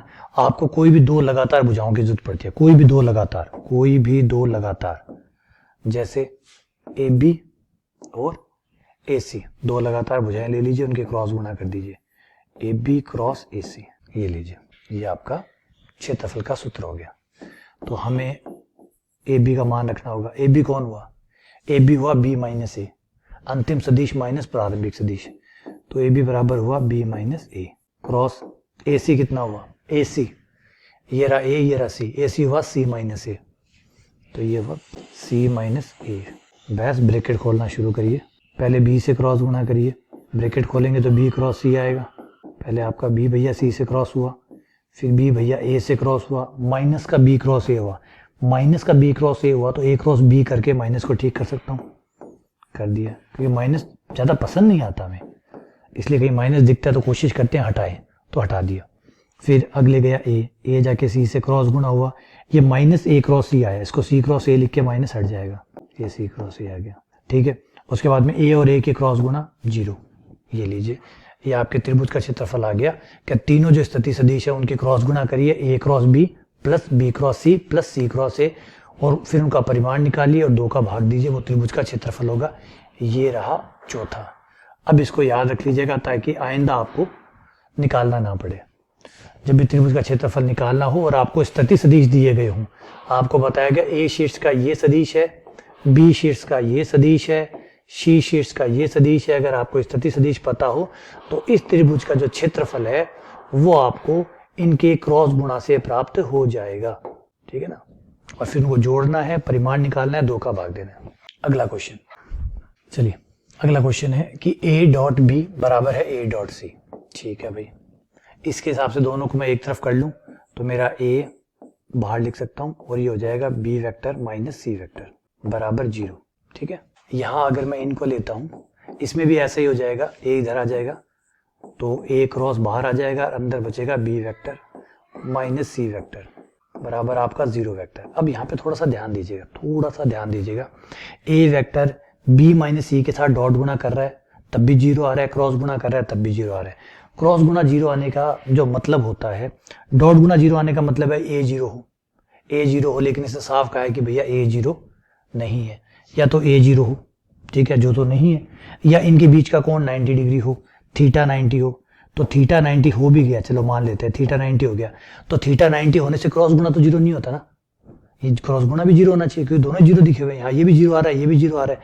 अगर कोण की वजह से 0 आया तो मान लेते हैं 90 डिग्री है कोण, a और b माइनस c के बीच का कोण 90 डिग्री है, 90 डिग्री से डॉट गुना तो 0 हो सकती है, क्रॉस गुना तो नहीं हो सकती ना, और 0 डिग्री पर क्रॉस गुना 0 हो सकती है, डॉट गुना 0 नहीं हो सकती। इसका मतलब कोण का कारण तो नहीं है, तो a भी नहीं है 0 होने का कारण, कोण भी नहीं है, तो तीसरा कारण कौन है, फिर b माइनस c है, तो इसका मतलब ये क्रॉस गुना डॉट गुना दोनों 0 आई है, इसका मतलब b vector minus C vector, ये जो वेक्टर है ये 0 वेक्टर है, और अगर ये 0 वेक्टर है तो b वेक्टर बराबर हुआ c वेक्टर।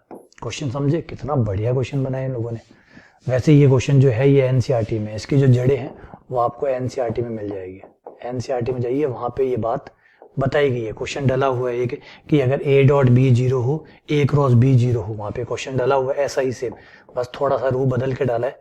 उसमें लिखा हुआ है कि अगर a डॉट b 0 हो और a क्रॉस b 0 हो तो इससे आप क्या अर्थ निकालते हैं, इससे आप क्या अर्थ निकालते हैं कि भाई अगर डॉट गुना और क्रॉस गुना दोनों ही 0 है, सेम वेक्टर के बीच में डॉट और क्रॉस दोनों 0 है, तो कोण का कारण तो नहीं हो सकता, क्योंकि कोण की वजह से डॉट गुना मान लीजिए 90 डिग्री का कोण है, डॉट 0 हो गया तो 90 डिग्री की वजह से क्रॉस 0 नहीं होता, तो अलग अलग कोण हो नहीं सकते कि वेक्टर a और b दोनों सेम वेक्टर है, a और b दोनों, a ऊपर भी a और b है, नीचे भी a और b है, वेक्टर तो दोनों एक ही है। इन दोनों वेक्टर के बीच में या तो 90 होगा या 0 होगा, एक ही तो कोण होगा, 90 होगा तो ये 0 हो जाएगा, ये 0 नहीं होगा, और 0 हो गया तो ये 0 हो जाएगा, ये नहीं होगा। तो यही कारण है कि भैया ये इनकी वजह से, कोण की वजह से 0 नहीं हुए हैं, इनमें से a या b में से कोई ना कोई जरूर 0 रहा होगा। तो यहाँ भी वही बात है कि भैया, तो अब ये देखिए इस वेक्टर को और इस वेक्टर को, b माइनस सी को एक वेक्टर मानिए, a जो है वो इस वेक्टर के साथ डॉट गुना कर रहा है तब भी 0 आ रहा है, क्रॉस गुना कर रहा है तब भी 0 आ रहा है, तो कोण का कारण तो नहीं हो सकता है ना, कोण का कारण नहीं हो सकता, तो फिर कौन है, फिर इन दोनों में से कोई कारण है, इन दोनों में से a कारण हो नहीं सकता क्योंकि a के बारे में कहा गया है कि a शून्य वेक्टर नहीं है, तो फिर कौन 0 है, फिर b माइनस सी 0 है, तो b माइनस सी बराबर 0, तो b बराबर c, ठीक है ना, समझ रहे बात बात समझ आ गई, तो यही बात है, क्लियर है। चलिए आगे बढ़ते हैं, अगला क्वेश्चन, ये क्वेश्चन तो फिर वापस आ गया, अरे यार कितनी बार रिपीट करोगे भाई, कितनी बार, अब तो मुझे याद भी हो गया कि आई जब आगे आएगा, आई जब पीछे आएगा, है ना, थोड़ा सा आप इसको देख लीजिए, रिपीटेड क्वेश्चन है, रिपीट क्वेश्चन है, और अच्छा लगा इसका मतलब कई बार आया हुआ है, तो आपको हो सकता है हमारी टीम ने ही रिपीट कर दिया हो, या हो सकता है कि ये क्वेश्चन ही रिपीट हो, तो आप इसको देख लीजिएगा, ठीक है। चलिए आगे बढ़े, तो चलिए फाइनली खत्म हो गए, लास्ट पेज पे आ गए। तो इस लेक्चर में मैंने आपको सदिश के जितने भी क्वेश्चन अब तक आए हुए हैं, लगभग शायद 35 या 37 क्वेश्चन थे, वो सारे मैंने करवा दिए हैं। कुछ इक्का दुक्का क्वेश्चन अगर छूट गया हो, जो सिलेक्ट करना भूल गया हूँ मैं, तो मुझे भेज दीजिएगा, मैं उसका सोल्यूशन भेज दूंगा। बाकी मोटा मोटी जो सदिश में जो पूछा जाता है, जो आता है, वो सब चीज़ें मैंने सामने रख दी। और एक बात अब मैं कराने के बाद श्योर होकर कह सकता हूँ कि क्वेश्चन ज़्यादा कठिन नहीं आते, क्वेश्चन सदिशों में ज़्यादा टफ नहीं आते, नॉर्मल क्वेश्चन आते हैं। थोड़ा सा अगर ढंग से आप प्रयास करें तो इन क्वेश्चनों को इजीली कर सकते हैं। तो वेक्टर को अपनी लिस्ट में रखिएगा, वेक्टर के क्वेश्चन जो है वो टफ नहीं आते हैं। पेपर के हिसाब से इसको बाहर मत निकालिएगा भाई, पेपर में कई बार हम तय करके जाते हैं कि इस टॉपिक को करेंगे, इस टॉपिक को नहीं करेंगे, तो वेक्टर को करेंगे टॉपिक में रखिएगा, क्योंकि क्वेश्चन ठीक ठाक आते हैं, ज़्यादा मुश्किल नहीं आते हैं, ठीक है। चलिए बहुत बहुत धन्यवाद, शुक्रिया।